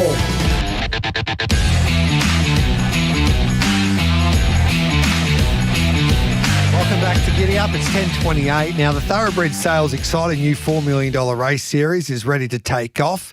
it's already in full swing. We've had a few of those races where you get a $10,000 bonus if you win your maiden. That full calendar is out now online at www.thoroughbredsales.com.au. So that's www.thoroughbredsales.com.au. And all of these bonus races in Queensland can be competed on the Gold Coast. And Ian Brown, the Executive Racing Manager at the Gold Coast Turf Club, joins us now here on Giddy Up. Good morning to you, Ian. Thanks for your time. Morning, Gareth. Thanks for having us on. I love this series by obviously an exciting new organisation when it comes to thoroughbred racing, thoroughbred sales. And I love how they've thought outside of the square here to give owners an opportunity to win an extra $10,000 on top of what they get for winning a maiden. And it looks like the Gold Coast Turf Club have seen the same, and you're right behind this concept. That's correct. Obviously, Jake and his team at Thoroughbred Sales have been big supporters of the Gold Coast Turf Club here for a long time, so it's been pleasing that we've been able to do something with them to help promote this series. There's no doubt that, obviously, with a bit of a softening in the wagering market, that innovation schemes such as this to be able to put more prize money into races is certainly good for the owners and the trainers. Yeah. So how many bonus races will you have at the Gold Coast this season? It's a little bit subject to programming set by Racing Queensland, but we've been working with them to try and increase the number of it's specifically going to be aimed at 2-year-old maiden races for the first season, and then growing out to 3- and 4-year-olds after that. But I think we've seen a drop in, early, ready to run 2-year-olds. Mm-hmm. So if we can try and give them a bit of extra prize money to incentivise them to run a bit earlier, then hopefully we can get Racing Queensland to put a few more races on. Yeah, I think Jake does a great team at Thoroughbred Sales because it gives opportunities for owners to identify horses that they might want to get into. So they go to the website, and then if you live on the Gold Coast or you live in different parts of the country, you can see where these horses are going to be trained and raced, and then you can sign up to those horses or purchase a share in those horses what suit your needs. If you want a horse that wants to compete in Melbourne or Sydney, you can do just that with the stables that advertise there, and vice versa for the stables that are trying to get people into their yards. It's a great opportunity to get onto that website, which brings people together. And this $10,000 bonus, I think it's $4 million that they're putting on with these bonuses, and all these races are held around Australia. So I think it's the way to go, and you need companies that help out the PRAs to make the game better in a way.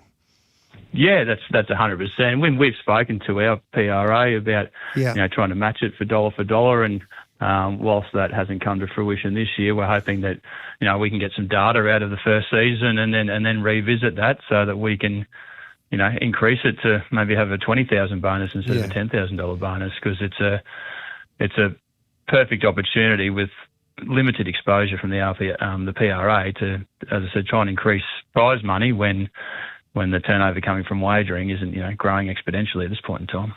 It's the end of October and we're going into November, and then before you know it, we start to talk about these 2-year-olds heading towards the Magic Millions. How are the preparations going for January, mate? Yeah, they're in full flow.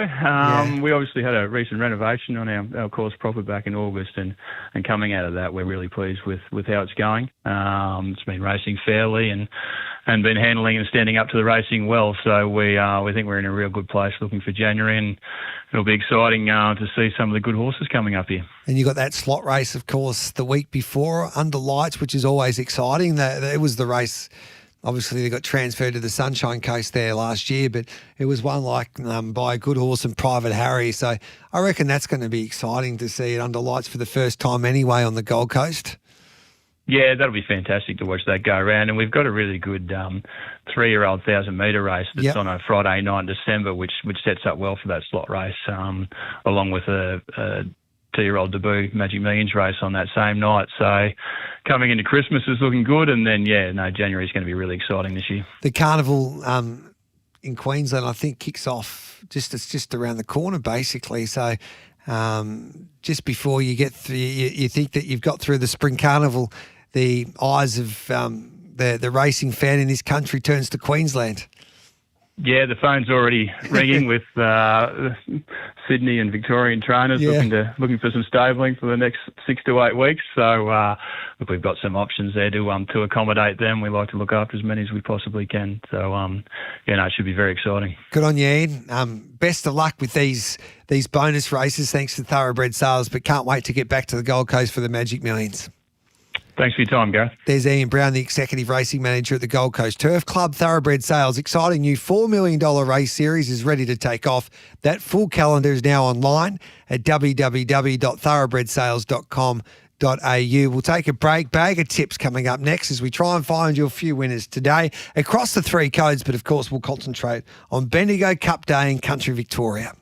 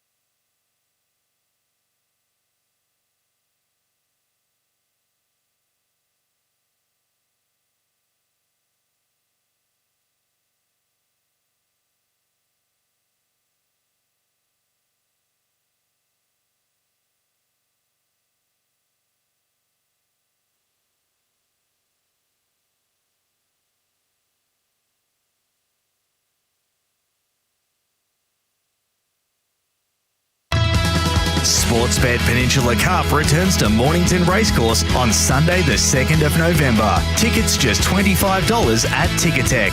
Live across Australia on SEN Track. Giddy Up with Gareth Hall.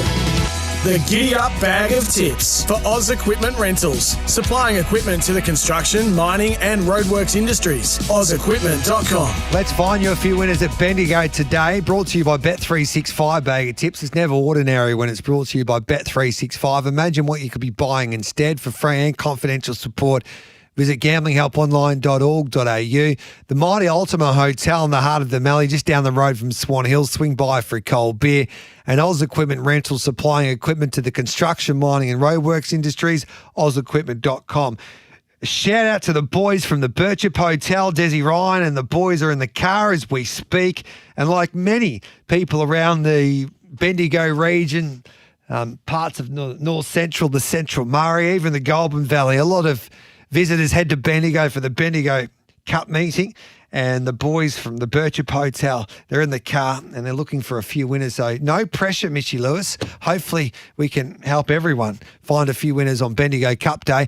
My first tip would be to go and get a Bet365 account if you haven't got one, because our boost horse today is race 4, number 11, and it's a boost to $2.30. The Mick Price and Michael Kent Jr. trained galloper. So $2.30, there's the boost horse today. Wayne Tucker joins us for an update at Bendigo regarding the track. Of course, the weather and track update thanks to Synergy Painting Group, where quality meets affordability. And Wayne's with us now. G'day, Wayne. Mate, how you going? Good, thanks, mate. I looked at a few of the pictures on social media overnight and some videos, and I tell you what, looking at them from afar, it looks like you've never had Bendigo better. It looks fantastic. Full credit to my team. They've done a great job. Couldn't be happy with how the place has come up, and the weather gods have been on our favour, which certainly helps everything look a bit better too. So what are we expecting weather-wise today? We've got a top of 22 today with very light breeze. Yeah. So mostly sunny. There's barely a cloud in the sky, so ideal conditions. How exciting then. So how many people are you expecting there at Bendigo? We'd love to get 6,000 or more. Yeah.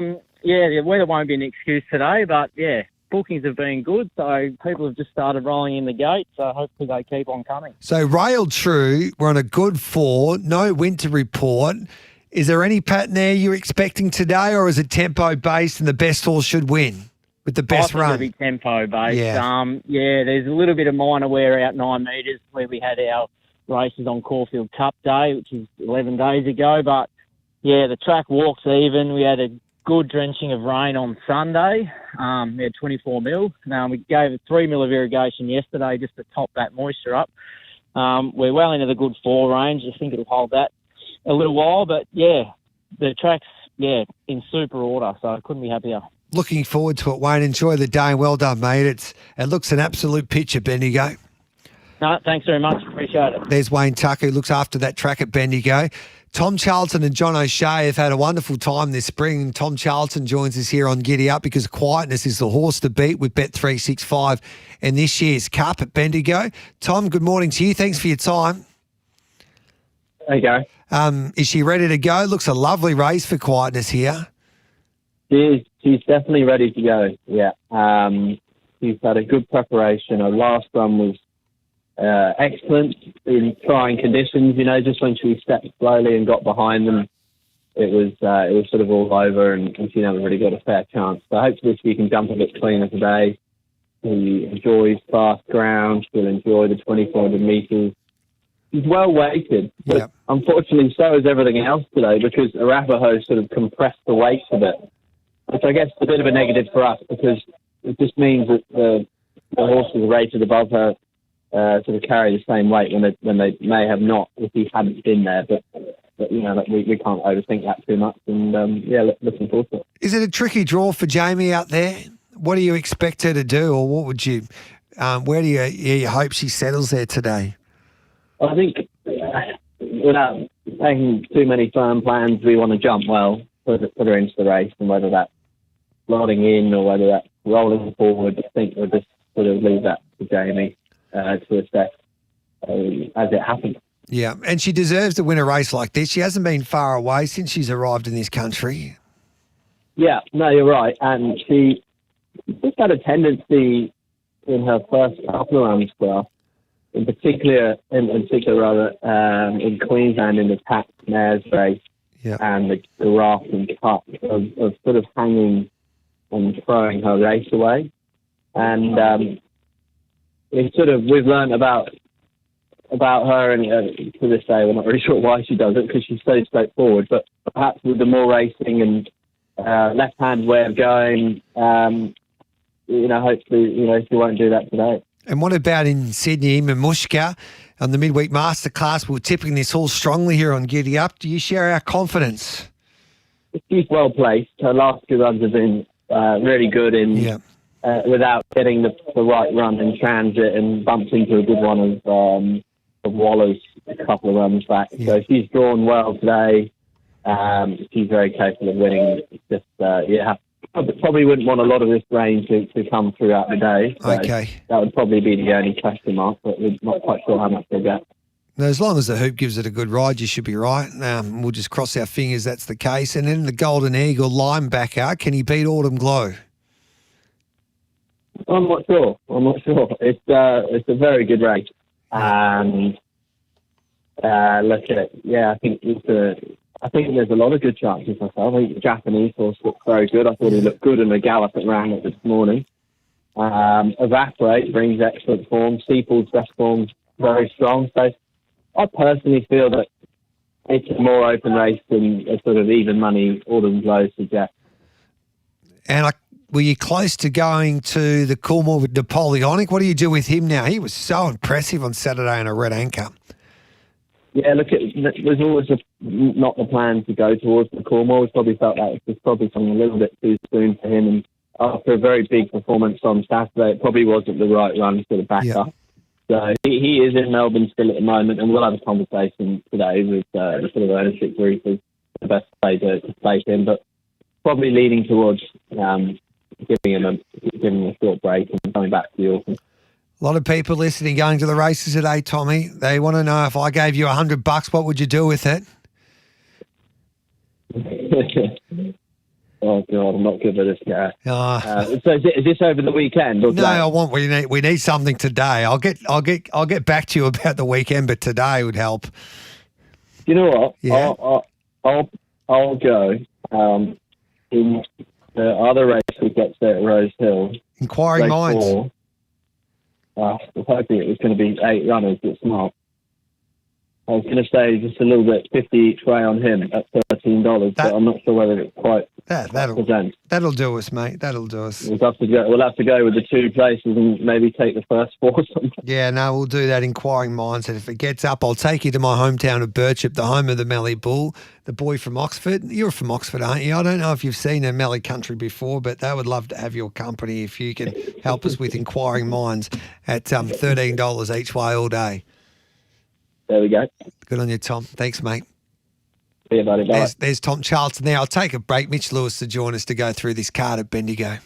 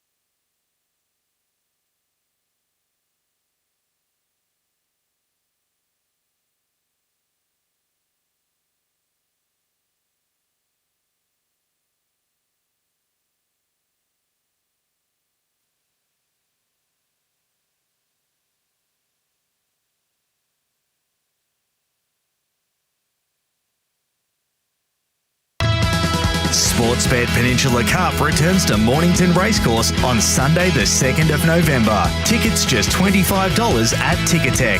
Live across Australia on SEN Track. Giddy Up with Gareth Hall.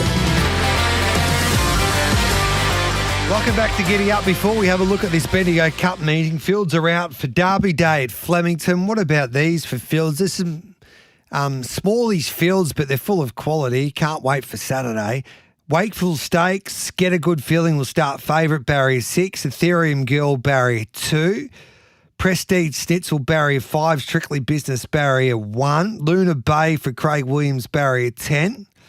And then you go down to the Coolmore Stud Stakes. Biwak, barrier 10 down the straights, perfect. But McGaw gets barrier 12. Tentaris 5. Tycoon Star, barrier 9. Skyhook, barrier 2. Hidden Motive, barrier 6. Raging Force, 7. So there's pace in the middle there. A Legacy Bound 4. Beedman, barrier 8. That's perfect for him. Sky Glider 3. My Gladiola 1. The Victoria Derby, the favourites drawn perfectly in Gate 4, Observer. High Vol, unfortunately for their connections, barrier 15. Autumn Mystery, that's devastating, barrier 17. Miwa 8. Options, barrier 7. Providence, barrier 12. Azazel, barrier number 10. O'Shamus, who was good there the other day, barrier number 5. McWoody, barrier 16. Savasanta, barrier 3. Arabian Prince yet to get a start, barrier 20. The Empire Rose, Pride of Jenny, barrier 7. Fangirl, barrier 6. Abounding 1. Damask Rose, barrier 9. Benazil 4. Like a Lucy 3. Lazura, barrier 11. Firestorm 8. Splashback 10. Idle Flyer 5 on display. Barrier 2. That's a beauty. Only 11 going around there on Empire Rose, but Pride of Jenny taking on Fangirl. So the fields are out for Derby Day.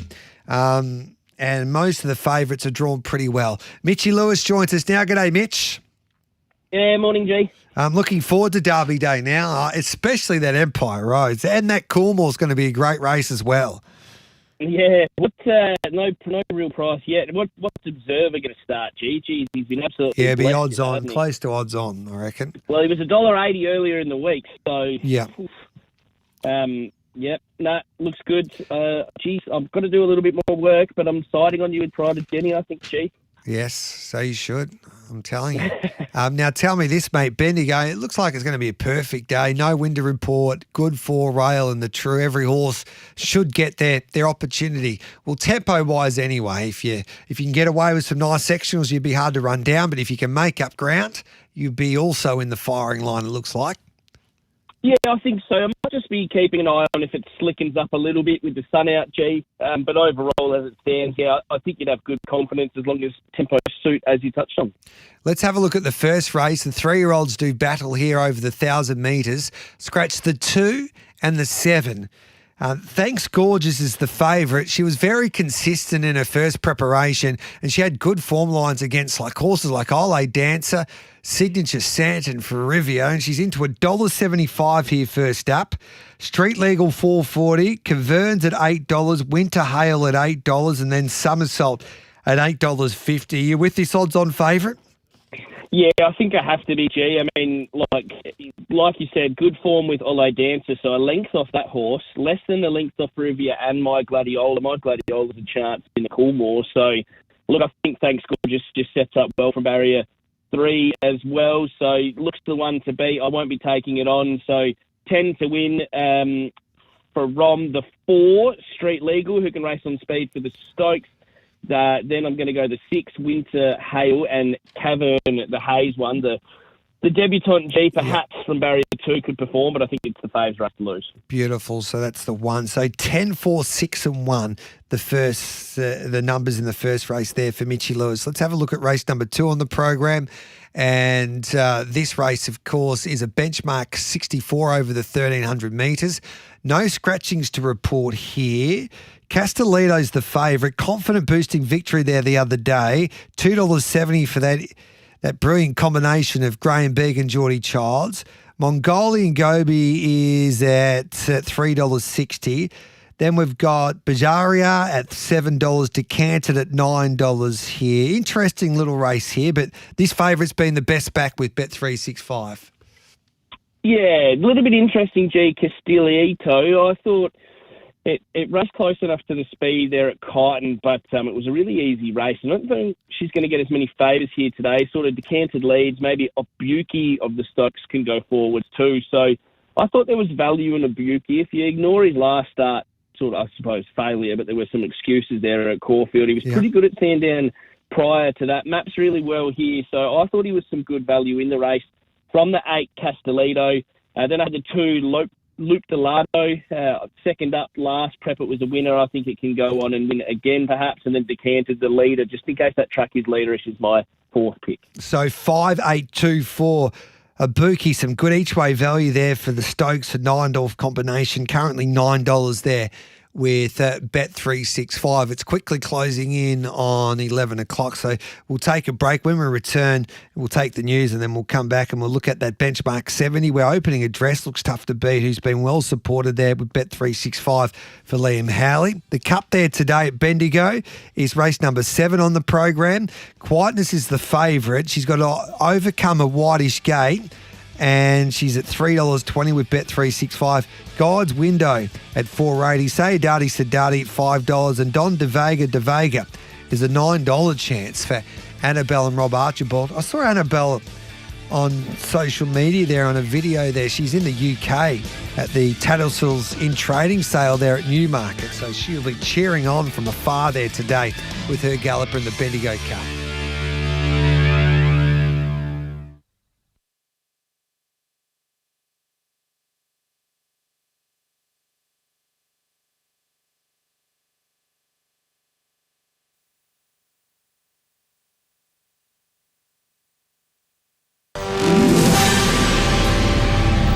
Powered by Signet. Good morning. I'm Nath Gardner with SEN News.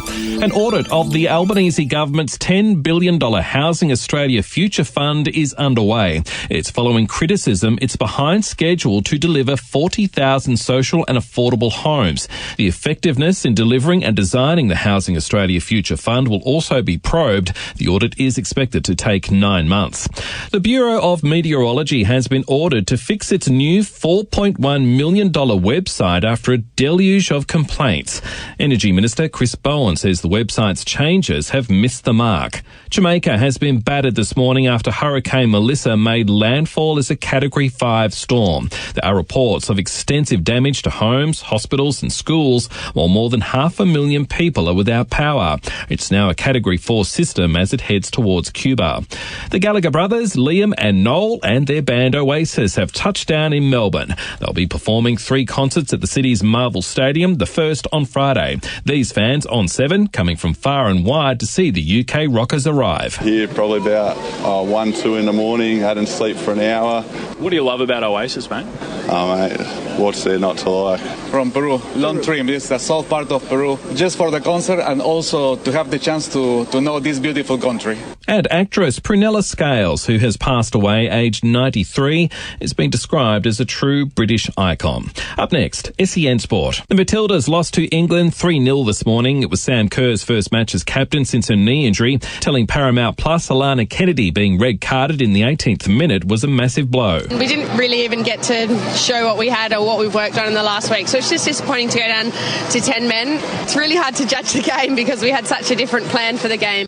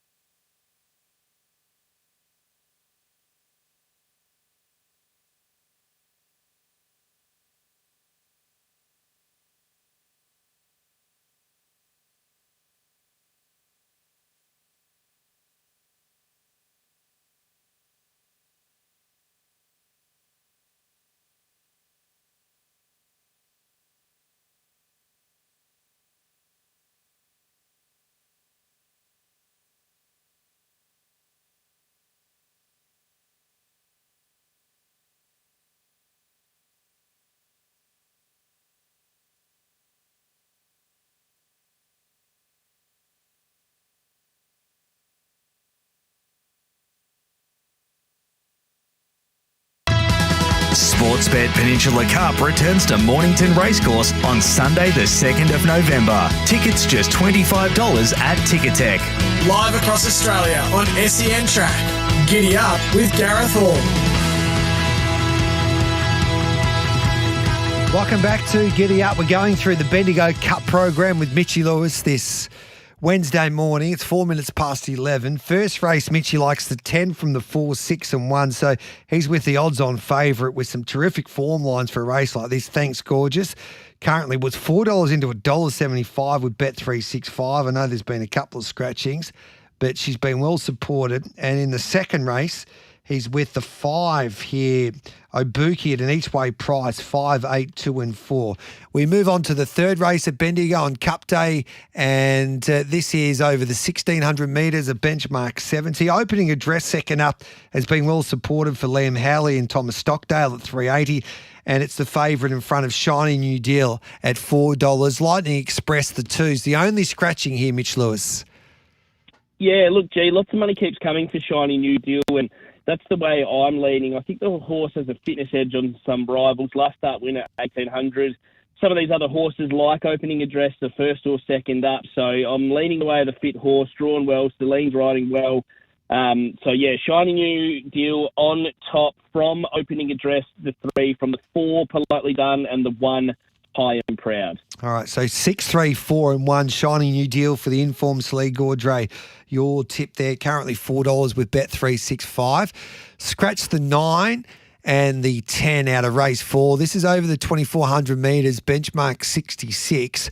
We have our boost horse, but it's only the place here, Leon Qua, who was an eye catcher, I thought, the other day at Seymour for Mick Price and Michael Kent Jr. Hopefully they're making up ground because this horse will get back. It's $420.95. It's solid in the market. Autumn Heats had some good backing. 11 into 650 here for Matty Kamani and Luke Cartwright. The other horse that's had a bit of backing is T8 for Mickey D and Team Williams at $8.50. Yeah, look, G, tough enough. These staying races can always throw something rough up. I've let the way of the 1, Tyke My Son. So he's come out of some of these stronger country cups like the Hamilton Cup where he was 4th and 2nd in the Horsham Cup by half the length. So he's got to carry a big weight, but he gets a soft run from barrier 2, Harry Coffey on. So I've lent his way. I had the 2 Autumn Heat second pick. He was in really good form before the last start run. I think that's a forgivable run. Then the place horse, Leon Croy, that you touched on, finishing off strongly last start. And then another horse, 8, Nikio, in form as well to round out the numbers. So 1, 2, 11 and 8. So Tyke My Son, your tip there for Harry Coffey and Simon Wilde. We move on to race 5 here, and it's over the 1,100 metres. Host of scratchings, 1, 9, 13, 14 and 17 come out. Fluent's the favourite at $3.60.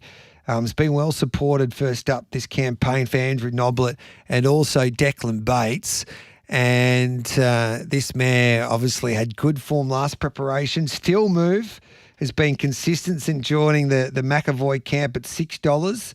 Maryland's Edge at $7. Lake Forest at $7.50. And then Primal Spirit at $10. Innocent Enough at $10. Here's Sea Palm at $11, Mitchie. This is a tough race. Yeah, tough G. If it was a quaddy leg, we'd have to have a few in there. But I let the way of Fluent, the 11. Got a good record first up, resuming here today. Drawn barrier 1. And as you touched on, some of the form lines through last prep and some of these stronger handicap races, I think set up well for a 66. So it goes on top. And then from the 10, Still Move. Would have just preferred it to have a slightly better barrier. 7, Innocent Enough, I thought, and banging the door down with 3 seconds in a row. And then the 2, Primal Spirit, wouldn't surprise with a big weight. So numbers there, you like the 11, Fluent. From the 10, Still Move. From the 7, Innocent Enough. And the 2, Primal Spirit. So 11, 10, 7 and 2. First leg of the quaddies race 6. It is a beauty. Over the 1,100 metres, benchmark 78. Scalado that showed plenty. And I know that you were giving this horse a good push there yesterday with the midweek masterclass. She's the favourite 320 first up this campaign. Proved as a 5-year-old mare by time test. She's had the 5 starts for 5 wins at 380. Let's Face the Music's trialled enormous, I reckon, for his first up appearance today. This campaign at $6. Harry's Yacht at $8.50. Then Pure Bliss is an interesting run. It's had support into $10 now. Trapeze Warrior at $11. What are you doing in the first leg of the quarter here, Mitch? Yeah, I mean, Scalado is going to come up as one of my best. The 11. I really like her. She resumes. She's a winner first up, last prep. She's a winner at the track. Look, she won at Flemington and then ended up running fourth in a Group 3, less than 2 lengths behind Clean Energy. And then probably fair to say failed in the Proud Miss Stakes. So Group 3 again there, but was well in the market. She had excuses, went straight out to the paddock. Resuming here, I think she's the class horse who can continue to progress, and this is a BM78, so she'll be hard to beat. I thought Proved, the number 1, was the danger. It'll race up on speed, has a very consistent record, obviously 5 from 5. From the 7, Let's Face the Music, who you touched on, has been trialling well, and the 6, Trapeze Warrior. So Scalato, so she'll be giving them a start, won't she? But you think she's got that turn of foot to overcome that first up? Yeah, that's the hope, and we'll probably touch on it in the Quaddie G, but I've thrown a saver in there just in case it does become a slick track. It's a head scratcher for mine, this Bendigo Cup. No scratchings to report, 2,400 metres. If the real Arapaho turns up like he did first up this preparation in what's been a hot form race this spring with the Wink Stakes where V. Sistina was successful, he's going to be tough to beat despite the weight. He gets an inside gate, but you're getting one. He's had he's had a little bit of support now with Bet365 at $9.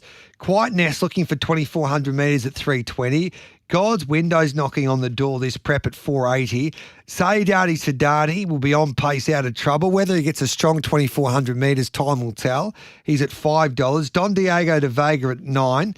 Could it be Taraman Soar's day? He's been easy in the market, but he's at 15. Then Mark Twain at 20-1. Interpretation, as Aussie Care said this morning, he's more hopeful and confident that he can go back-to-back in a Bendigo Cup here, Mitchie. Yeah, look, you touched on it, G. Pretty wide open. I've put 8 in the Quaddie and, keen Melbourne Cup followers, keep an eye on this because this is the race Knight's Choice came out of last start. What did he run? He ran 4th or 5th in his G last year and then went on to win. So, you touched on Arapaho. I don't have him on top. I think he's the clear class runner. I think he wants a bit more sting out of the ground, but he's one that if he's hitting the line strongly here, you'd think that would dial him up perfectly for next Tuesday. So I thought from a map perspective, say Sadati gets the right run here. Drawn softly, can go out along in front and bowl along. Form prior to last start was very good. Good record, sort of up on speed when he gets his own way. So I'm hoping that's the way it goes. He is on top for me from the 11, God's Window, who I think is starting to look very progressive. Quiet Nest, the 6 was my next pick, and then the 1, Arapaho. Like I said, he's the class runner, but I just want to see him hitting the line strongly here because I've got him pretty high up in my Melbourne Cup at the minute, G, particularly if the rain comes. Okay, so you're keen each way, Sadati? Yeah, yep. So I'm 4 from 11, 6 from and 6 from 1, but I've thrown 8 of him in the Quaddie. Beautiful. Let's have a look at the second last, which is race number 8 there at Bendigo today. It's a benchmark 70. A lot of the good judges are making their best bet on the program. First up for Clinton McDonald, Jamie Mellon rides at $3. Fear No Evil's trialled nicely. This was a horse, I think, in Trial Guys' top 5 triallers. So you're getting $4.40, Pental Bay $7.50, and then out to Serena at $9 here, mate. What are you doing here? Yeah, so I am keen as well. Yeah, this horse, it's always sort of teased us a little bit, G, hasn't it, where he's always been well in the market, never quite broke through, but then I think it clicked for him last prep. He ran 3rd in a good race at Caulfield, won impressively at Sandown, and then he came out as a short price favourite, failed, but there were some excuses there. So he's been spelled, resuming here. Look, his first up record, he's run 2nd both times, but like I said, I think the switch was flicked last prep. So I've got him on top from the horse you mentioned, Fear No Evil, who I think will take the speed up. It looks the main danger to me. The 14, Serena, I thought as well with a lightweight might threaten, and then the 4, Pental Bay. So 10, 2, 14 and 4, the numbers there. Then we move on to race 9, the final event over the 1,400 metres, a benchmark 78. And we've got Big Sexy, who was so impressive first up there the other day. Johnny Allen had 4 winners at Swan Hill. Big Sexy at $2.40, Pending Link at $7.50, Bolt Saver at $8.50.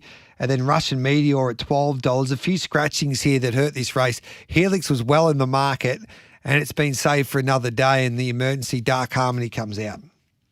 Yeah, it's interesting, G. I'm pretty sure this is the last chance you get in this MCC Series heat, so a few of these will be having a good crack to win. Look, I'm taking a little bit of a throw at the stumps. Big each-way play here on the 2, Dragoon. It's going to race up on speed, which I think will suit. His last 2 runs haven't been super, but last time he was in the BM74 class, he was a winner. So I think he could surprise here, particularly if the track is a little bit slick like I touched on.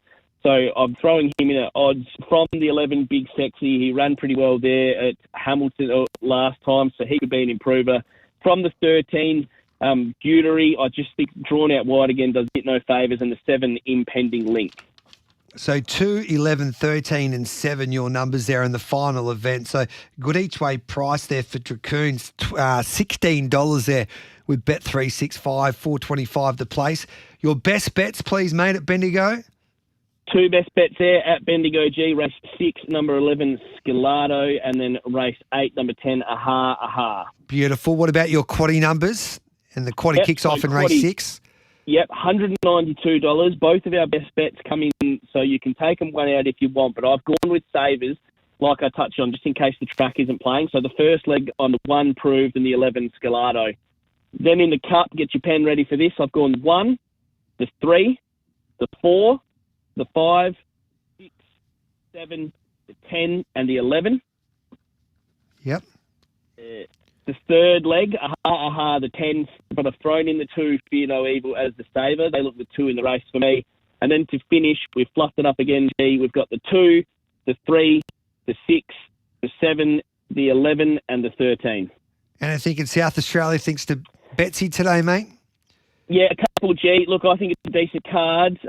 Followers of me on my social media all up at Betsy for the Black Bookers. We've got a couple going around in the early races. Race 1, number 10, G. A horse on debut that we found out of the trials. It's another battle. It's been $7.50 into $2. It's trialled impressively. I think it'll be the one to beat. And the other one out of the Black Book, race 2, number 11, Saint Boom. He missed a kick last time. You can forgive him. And then the other one I'll get to throw in here is race 6, number 4, Fillets. But yeah, the full set will be up there at betsy.com.au. Beautiful. So that's at Murray Bridge today. Thanks for that, Mitchie. Thanks, mate. Good luck, everyone. So he's best at Bendigo, race 6, number 11, race 8, number 10. Just repeating his quaddie numbers. 1 and 11 first leg, 1, 3, 4, 5, 6, 7, 10, 11 second leg, 10 and 2 third leg, and then 2, 3, 6, 7, 11 and 13 in the final leg. We got Clint Hutchison, thanks to racing.com. He likes... What Mitchie likes there is his best bet, race 8, number 10. His next best, race 9, number 11, named after him, Big Sexy. And best value, race 2, number 7, Bajaria, race 2, number 7. So that's Clint Hutchison's best bets there, race 8, number 10. His next best, race 9, number 11, and his best value, race 2, number 7. We'll continue on Bag of Tips next.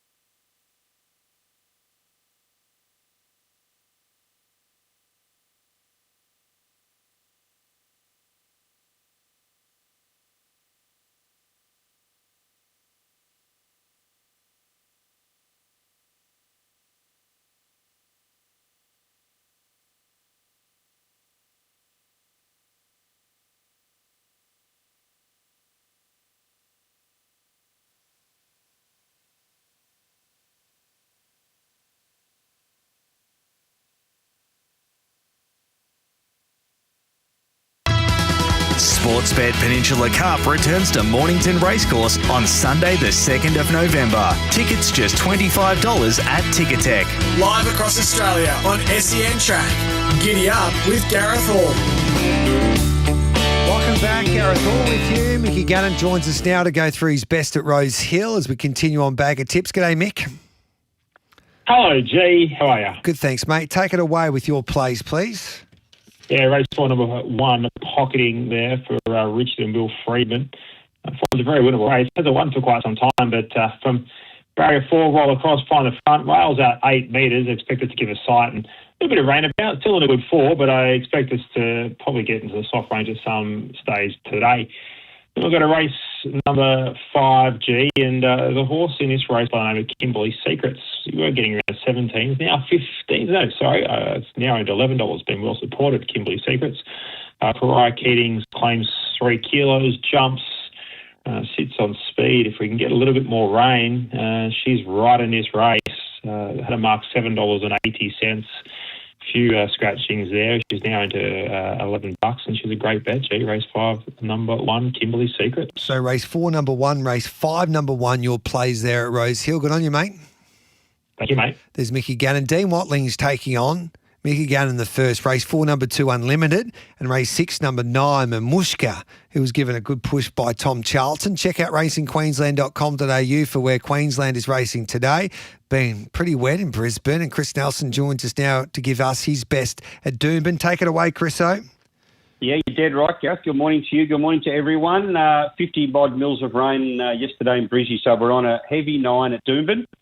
And there's a chance of a shower today, but not much. Race 4, number 2, San Gabriel. Loves the wet ground. 2 from 2. Placings on heavy. Will appreciate the step up in distance. Looks prime third up. I'm surprised he's in the favourite. I'm surprised Easy Love number 3 is the favourite. I think it should be number 2, San Gabriel. So race 4, number 2.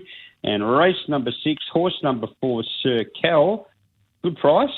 First up here, both first up runs have resulted in placings. And both wet runs, or all wet runs, that's all that she's seen to date, have all been placings pretty much also. So I like what she's doing. I think she should be able to make a successful return. As I said, she's around 350 or so this morning. So I think both of those two will run well in the conditions. Race 4, number 2, race 6, number 4 there at Doomben for Chris Nelson. Good on you, Chriso. Thanks, Gareth. Cheers. Peter Anthony has done the form for us at Belmont. G'day, Pete. Take it away, mate. G'day.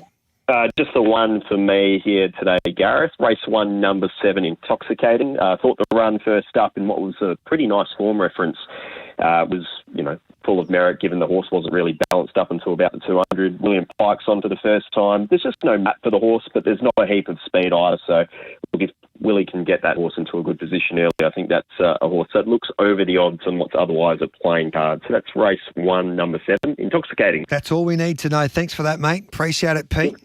So Cheers, race guys. 1, number 7 at Belmont there for Pete. Visit loveracing.nz for all you need to know about the sport of thoroughbred racing in New Zealand. Pukekohe is the venue today. Mark Clayton joins us. G'day, Clado. Where do we start with your plays, mate? Oh, Gareth, how are you? Good, thanks, Hey, mate. just a come back a bit to a heavy 9. There's one I do like later on in the day. Probably needs it wetter, but might get away with it today. Race 7, number 4, Fraka. Fracas. Race 7, number 4, Fracas. And anything else, mate? Look, there is one coming up in the next. It's been going up against that Well-Written who's going towards Thousand Guineas. I thought the first up run was really good, and then second up, probably company a bit rich for her, but I'll give her one more go, and that's Circus Tricks, number 12. Yep. So that's race 2, number 12, Circus Tricks at $5.50. That'll do us. We'll watch that as the show rolls on today. So race 7, number 4, Fracas, and race 2, number 12, Circus Tricks there for Clado in New Zealand. Is that all, brother? That's all, Gareth. Thank you very much. Good on you, mate. Keep on dominating. There's Mark Clayton, wonderful judge when it comes to New Zealand racing. So visit loveracing.nz for all you need to know about the sport of thoroughbred racing. He's a superstar, Darren Carroll. Head to thetrots.com.au for expert harness racing tips and in-depth analysis for all major Victorian meetings. He likes a couple at Shepparton. Race 4, number 5, The Postmaster, and race 7, number 7, Boy. And Harness Racing New South Wales, the home of the Carnival of Cups, where Australian music royalty meets quality harness racing action. Amanda Rando likes race 3, number 1, Jewel Heaven at Bathurst. Race 4, number 6. Also, that is Alpha Elma. And then race 5, number 8, Smooth Buzz at Bathurst tonight. Race 3, number 1, race 4, number 6, race 5, number 8. Time for the news, and after that, we'll finish up the show talking some greyhound racing with the weekly chase. Jason Adams and George Ferrugia to join me, and we've got the big announcement regarding the Top Gun fields coming up next.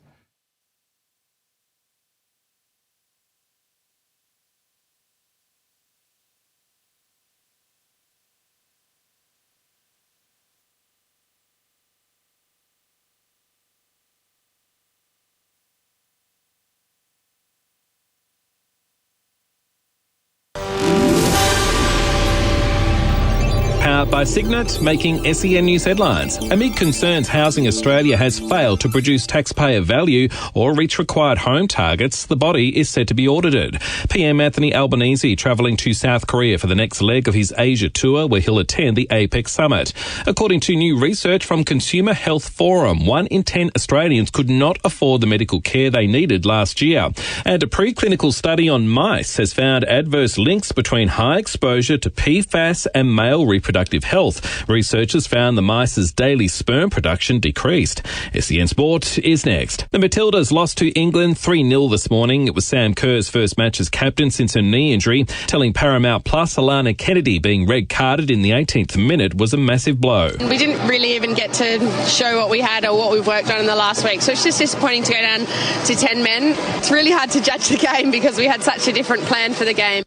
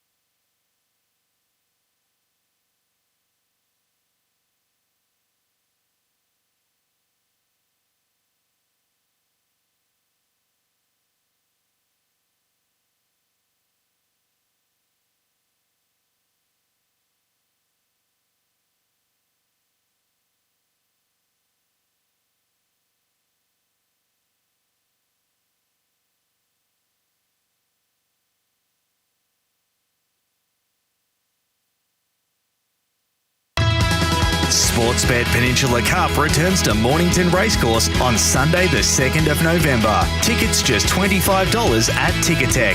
Live across Australia on SEN Track. Giddy up with Gareth Hall. Time for the Weekly Chase with Jason Adams and George Ferrugia. Time to talk some greyhound racing as we do every Wednesday. And it's the Weekly Chase, and it's a big show today because it always causes a little bit of controversy and debate, but the announcement of the Top Gun fields for the sprinters and stayers. Jason Adams and George Ferrugia join me. George, once upon a time, was a selector, but after he left out, well, she's fast, he no longer does it. We're going to go through this every week. Hello, I've never Georgie. been a selector. Hello to you, Georgie boy. Hello, G-Man. How are you? Good, thank you. And Jason Adams, who is a selector, joins us. G'day, Jace. Hello, G. Good to be here on the verge of what is a big period of time, isn't it? So Yeah. for all the information, make sure you head to dreamchasersfestival.com.au. Now, Georgie, you're a hit with all of the, like a lot of the punters. You transcend the game of greyhound racing. But the Victorian cricketers, they tell me, are big fans. What's going on here? Fergus O'Neill loves you, and he wants to get a dog, they tell me. You must have tipped him a certainty there last week. I did. Yeah, and the boys just want pub. your tips there, the Vics. Good. I think they're playing as we speak at the moment. They are. I Yeah. think Fergus, the tail wagged with Fergus and he took a couple of wickets. So Yeah. we'll get him a dog. Yeah, We've got to get 100%. one for in here first. And then Yeah, we we'll need do a that. giddy up dog. Yeah. Now, Jace, talk us through the process with these Top Gun fields and how you go about with your fellow members on this panel in selecting these fields. So I've been on the panel for a few years now, and George is probably better to speak about this than what I am. But historically in the Top Gun, it's been based on group racing achievements strictly. So in the last couple of years, the conditions have been opened up to basically put together the best field that you can without being strictly aligned to a certain condition. So that's been the change. And I guess this year there sort of wasn't that wow, she's fast type that had won 8 of 9 and just bursting to be a part of these races. So a lot of the discussion was based on body of work, resume in group races. So that's the way it's largely played out, but the panel did meet over the weekend and there was plenty of back and forth. As always, there is that top 3 or 4 that normally pick themselves. But aside from that, a lot of discussion was had. And it would have been harder, Jace, too, because Cumbria Jack withdrew and so did Tim Zoo. I mean, 2 greyhounds. If you talk about body of work, I mean, Group 1 form more recently for Cumbria Jack, and Tim Zoo's 2025 has been unbelievable. Any reasons why they pulled out? Cumbria Jack's got a niggle, Gareth, and once they got the Phoenix slot, that's all they're looking at, which is fair enough. It's worth $1 million. I think Tim Zoo probably would have some niggles as well. We haven't got official word there, but yeah, well, this is a show to find out. Yeah, he's What's wrong with Tim Zoo? Let us know. The listeners, half of my listenership are in this dog, so let us know, Georgie. Yeah, look, his last couple of starts probably haven't been as good as what we've seen beforehand, but if by what Jason's talking about, you'd think Tim Zoo and Cumbria Jack would have been in this field, but once they came out, I think it really opened up the bottom end, didn't it? Yeah, they both would have went in, and that's the hardest part with the depth of these races. I mean, the sprint is generally easier to separate than what the stayers is because of the depth of the stayers generally isn't through the roof. Particularly this time, we had Lady Wilson pull out, so the tail end of that was really difficult to determine who was going to go in, but it's always the way every year with the Top Gun. What about, so let's go. Let's announce these fields. All right, do you go one by one or just one the whole under lot? Clado as well. He's tipped that winner at Pukekohe for the listeners. About Any odds? 540. He did the same this time last week. He's unbelievable, Clado. All right, so do you want to go one by one or just the whole batch? Just go the whole batch and then we'll dissect Sprinters first? Yes, please. Okay, in alphabetical order. Wait, go one by one and go tickle cross, Georgie. Okay, Deadly Avenger, who had a massive middle part of the year. He's first into the Top Gun. Yeah, Tick. Yeah, he was in my group, yeah, for sure. Ariza Sparkles, she was the Group 1 Dapto Megastar winner and recently runner-up in the $1 Million Chase. Yeah, and I think that 29.16 at Wentworth Park certainly put her on the map in terms of being able to compete in these type of races. Fastest female ever at Wentworth Park. Yeah. Happy George? Mm-hmm. Flying Zulu, who's had an amazing career, particularly in the last 12 months, where he's been, you could say, up and down at times, but largely very, very good. He was in the field that I tipped last week. I couldn't see a way you could leave him out. Yep.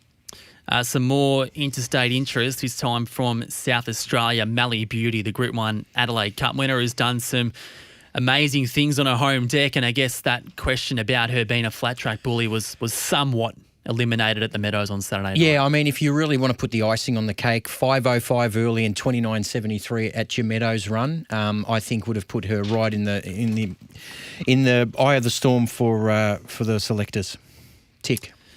The Punga Reward, one of the more powerhouse sprinters across Australia over the past 6 months. So we haven't seen heaps of him of the last few weeks, but certainly his last 6 months has been massive. Yeah, one of the freakier dogs in the country for sure. And he races differently. Not that you put him in for that, but I think his form had been good enough and his overall times have been outstanding. So, yep, tick. And probably the number 1 seed who everyone would have expected to go in, Power and Glory, the $1 Million Chase winner. Well, I tweeted something, Jace, that it's not often at 10:22 on a Wednesday afternoon, Wednesday night, we get to see Power and Glory, or a greyhound that's won $1.4 million in prize money. So that's tonight, Gareth. Race 11, number 2, Power and Glory. And I really like this move. We've spoken about it, Gareth, time and time again, that there's one thing for interstate greyhounds to trial at the Meadows, but I think having a race under race conditions, Jace, is really important. Win, lose or draw tonight. If he gets around safely, I think he gets that under his belt, and obviously a big tick. Yeah. Next up is Smooth Plain. Now, you can argue he's not going as well as what he was last year, but he's a 7-time Group 1 finalist, 15-time group finalist. So he's a machine. When he fires, he was a semi-final winner of the $1 Million Chase, one of Georgie's favourite dogs. He is one of my favourite greyhounds. This is the controversial pick for me. I have to admit, I mean, he made the $1 Million Chase. He's been a terrific dog for a long period of time, but Gareth, he's the one right on the edge for me. What do you think? Can he win it? I don't like he's in that form that is a yesterday's man. It would these days. surprise if he won it. Yep. And last of all, to round out the eight, Sooty Keeping from New South Wales. She's won 27 of 47, a megastar finalist, national sprint finalist, and went 29.09 in her last start at the Gardens, which, I mean, you can probably compare those times to Sandown. Flying Amy winner at the Q when it opened, beat a very, very good field that day. So I totally understand why she has got a gig. And it's interesting, the three girls in the race, the interstate chasers, Ariza Sparkles, Mally Beauty and Sooty Keeping, they do their best racing, Jace, when they're on the bunny out in front. They're going to have to use all of that firepower to beat some of these local greyhounds who are very, very talented. So first reserve is Slick Splits, the maturity winner from back in July. Second reserve, Jungle Johnny. And the others who I can say were in somewhat consideration. Of course, Call That Kid, the Cranbourne Cup winner who went supremely well last week. And also Miss Envy from WA. Yeah. You happy, Georgie? Yeah, look, I probably would have had Slick Splits ahead of Smooth Plane for me. He was a Group 1 winner at the track a few months ago. I think that win at Sandown on Thursday probably would have tipped him over the edge for me ahead of Smooth Plane. But look, we've got a very, very good field, obviously. Greyhound racing's different to the other codes because, as we say when it comes to the Phoenix, a dog can put their hand up pretty quickly in 2 weeks, basically. They can get on a roll. How long's too long for a dog to be out of form? It's an interesting question, and it probably goes back to why the Top Gun criteria was changed, Gareth, because there'd be greyhounds winning group races in June, July, and 4 months later get a berth in a Top Gun, and people going, hang on a minute, my dog's won 6 on the fly here and gone 29 O's at Sandown. How does it get a berth before me? So in that regard, I think that's too long. It's a momentum sport, isn't it? Well, absolutely. Yeah, absolutely. If you're in the zone, you're in the zone, Jace. Yeah, that's correct. Yeah. And as George has said as well, the conditions have been opened up. Yeah. We really didn't have that youngster just absolutely bursting at the seams this year. So, clearly these greyhounds in the field have done a lot in their career to date and most importantly, in the last 6 months. Was it a hotly debated panel or were you basically on the same page? Yeah, there was some strong opinions, particularly around Barefoot Zulu, who of course is flying at the moment. He's ran some really quick times, but the knock on him was the company of which he's been doing it in, and the duration, I guess, over the past few months. But aside from that, particularly in the last 2 or 3 spots of both fields, that's when the head started to spin. There wasn't really strong opinions, so it was really hard to determine which ones would go in. It becomes a real pros and cons type thing. I think Barefoot Zulu was in my field last week, Gareth, and I essentially got that one wrong. And then Tim Zoo and Cumbria Jack come out. But what about Colac Kid? How close on the back of his Cranbourne wins? There was probably an issue with consistency in group finals or at the highest level. He'd make finals. He's always been a terrifically fast dog. I thought his win last week was outstanding to come from box 5 and do it against those greyhounds with so much early speed. How close did he come? Yeah, there was no denying how good his performances were over the past 2 runs, being a Cranbourne Cup heat and a Cranbourne Cup final. I think if he'd done that in another series recently, he would have been in the field, but that win that he had not long ago in Adelaide, I think that might have been his first win since May. So, again, it's just that body of work and consistency of that sort of form that probably worked against him, but that's not denying how good he was in the past couple of weeks. We'll take a break and we'll come back and we'll have a look at the stayers for the Top Gun. That field will also be announced, and then we'll analyse a few beauty Melbourne Cup preludes tomorrow night. And, Georgie, I'm heading out to the Docks. Can't wait. Bloggers is going to be there as well. We have to thank Greyhound Racing Victoria and obviously Sandown by extension for organising that. I think it's a great promotion for the sport tomorrow night. 100%. It's going to be a lot of fun. We'll take a break, come back with plenty more here on the Weekly Chase here on Giddy Up on this Wednesday morning.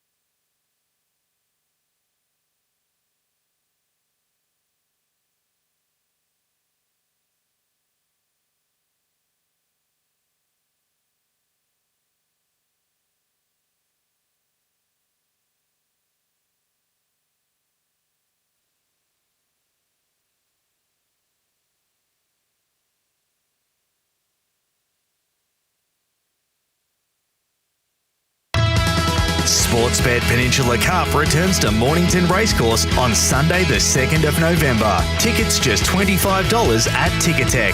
Live across Australia on SEN Track. Giddy up with Gareth Hall. Welcome back to the Weekly Chase. A lot of love for these boys, Jason Adams and Georgie Farrugia. Gareth, great to have Jason and George on your show. Been following them for years now. Fantastic blokes and very good with their knowledge. 110% they are. Now, go through Jason Adams. I want the Top Gun field for the stayers, please. Okay, so alphabetical order. Aiden's Warrior, who's a stayer from New South Wales, who hasn't really arrived, at least from a feature race point of view, George, but has some decent performances lately against Without a Trace and Late Night News. Yeah, absolutely. Really solid, fast times at Wentworth Park. So obviously this is going to be a step up and you're in enemy territory. But recent form's been solid enough. To no one's surprise, Ethanol Water, the reigning stayer of the year, and great to see her bounce back last Thursday at Sandown too. Can you imagine she did what she did last Thursday at Sandown for the last 12? I don't think she'd be beatable as a stayer.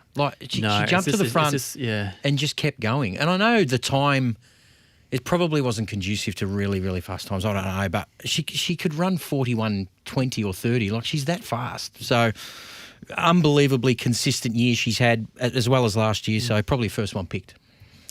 Firethorn from New South Wales, and this is a stayer that's probably got a lot to prove. And I mean that from an optimistic point of view, because she hasn't been around for a long time, but there's been glimpses of her being one that can easily join these top-ranked stayers. Multiple track record holder at the queue, got lots of ability, freewheeling stayer who likes to get to the front, Jason, gives him something to chase. Now, one that could be some conversation around, La Sagrada. Now, we haven't seen a lot of her in major staying races, at least on this side of the country. She's from WA. She's been beaten as a short price favourite, but I think when you look at her and what she's capable of, George, can definitely run a good race in this field. Yeah, clearly a talent, not going in with a lot of confidence on recent form, as you mentioned. And again, always the interstate worry for me against these greyhounds who know every grain of sand at the Meadows is concerning.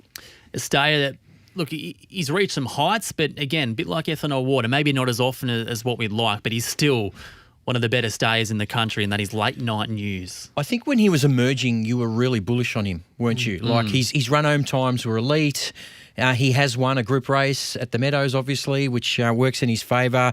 He's been a mighty campaigner across, 3 or 4 different states. But he's one of those that relies on a little bit of luck in running, but certainly a worthy Top Gun finalist. Now, a dog who often spoils parties, and that is credit to him, and that is Passmark, who's been thereabouts for a long period of time and deserves his spot in this field. Yeah, been at the top level in Victoria for a while now. Defeated Ethanol Water a couple of starts ago. She got him back on Thursday, so a worthy recipient of a spot in the final. And the best stayer in Queensland, Red Dirt Road for Timmy Britton. Yeah, again, just a greyhound who's got an unbelievably consistent record, especially when the queue opened, sort of went to another level there and deserves his spot. And the last of them, and the one who's probably going to start the favourite, that is Without a Trace, who's made a booming impact since she's appeared on the staying scene, hasn't she? Unbelievable Sydney Cup victory, Gareth, in very, very fast time for the Prosciutto family and Darren Pulio. The battle between Without a Trace and Ethanol Water, guys, for me, is the highlight of this field. And who wins? I'm Without a Trace camp for me. Yeah. Just race. On the 2 reserves, Springvale Bray, who's a 5-year-old from South Australia, and also Werris Bale as a second reserve. So that's the complete lineup for the Top Gun stayers. Any 5-year-olds ever been in a Top Gun? Highly unlikely, I would have thought. That's an amazing story. Could be the first. 10 minutes to 12, we'll take a break. We'll come back and find you a winner at Sandown with these Melbourne Cup preludes tomorrow night.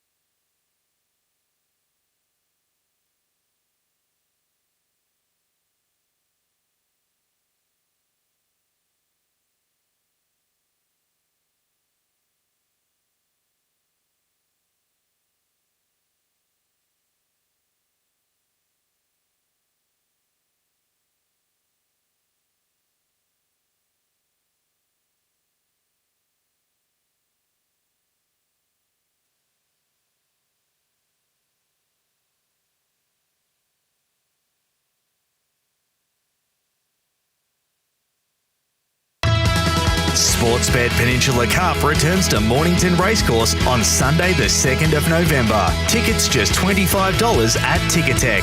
Live across Australia on SEN Track. Giddy Up with Gareth Hall.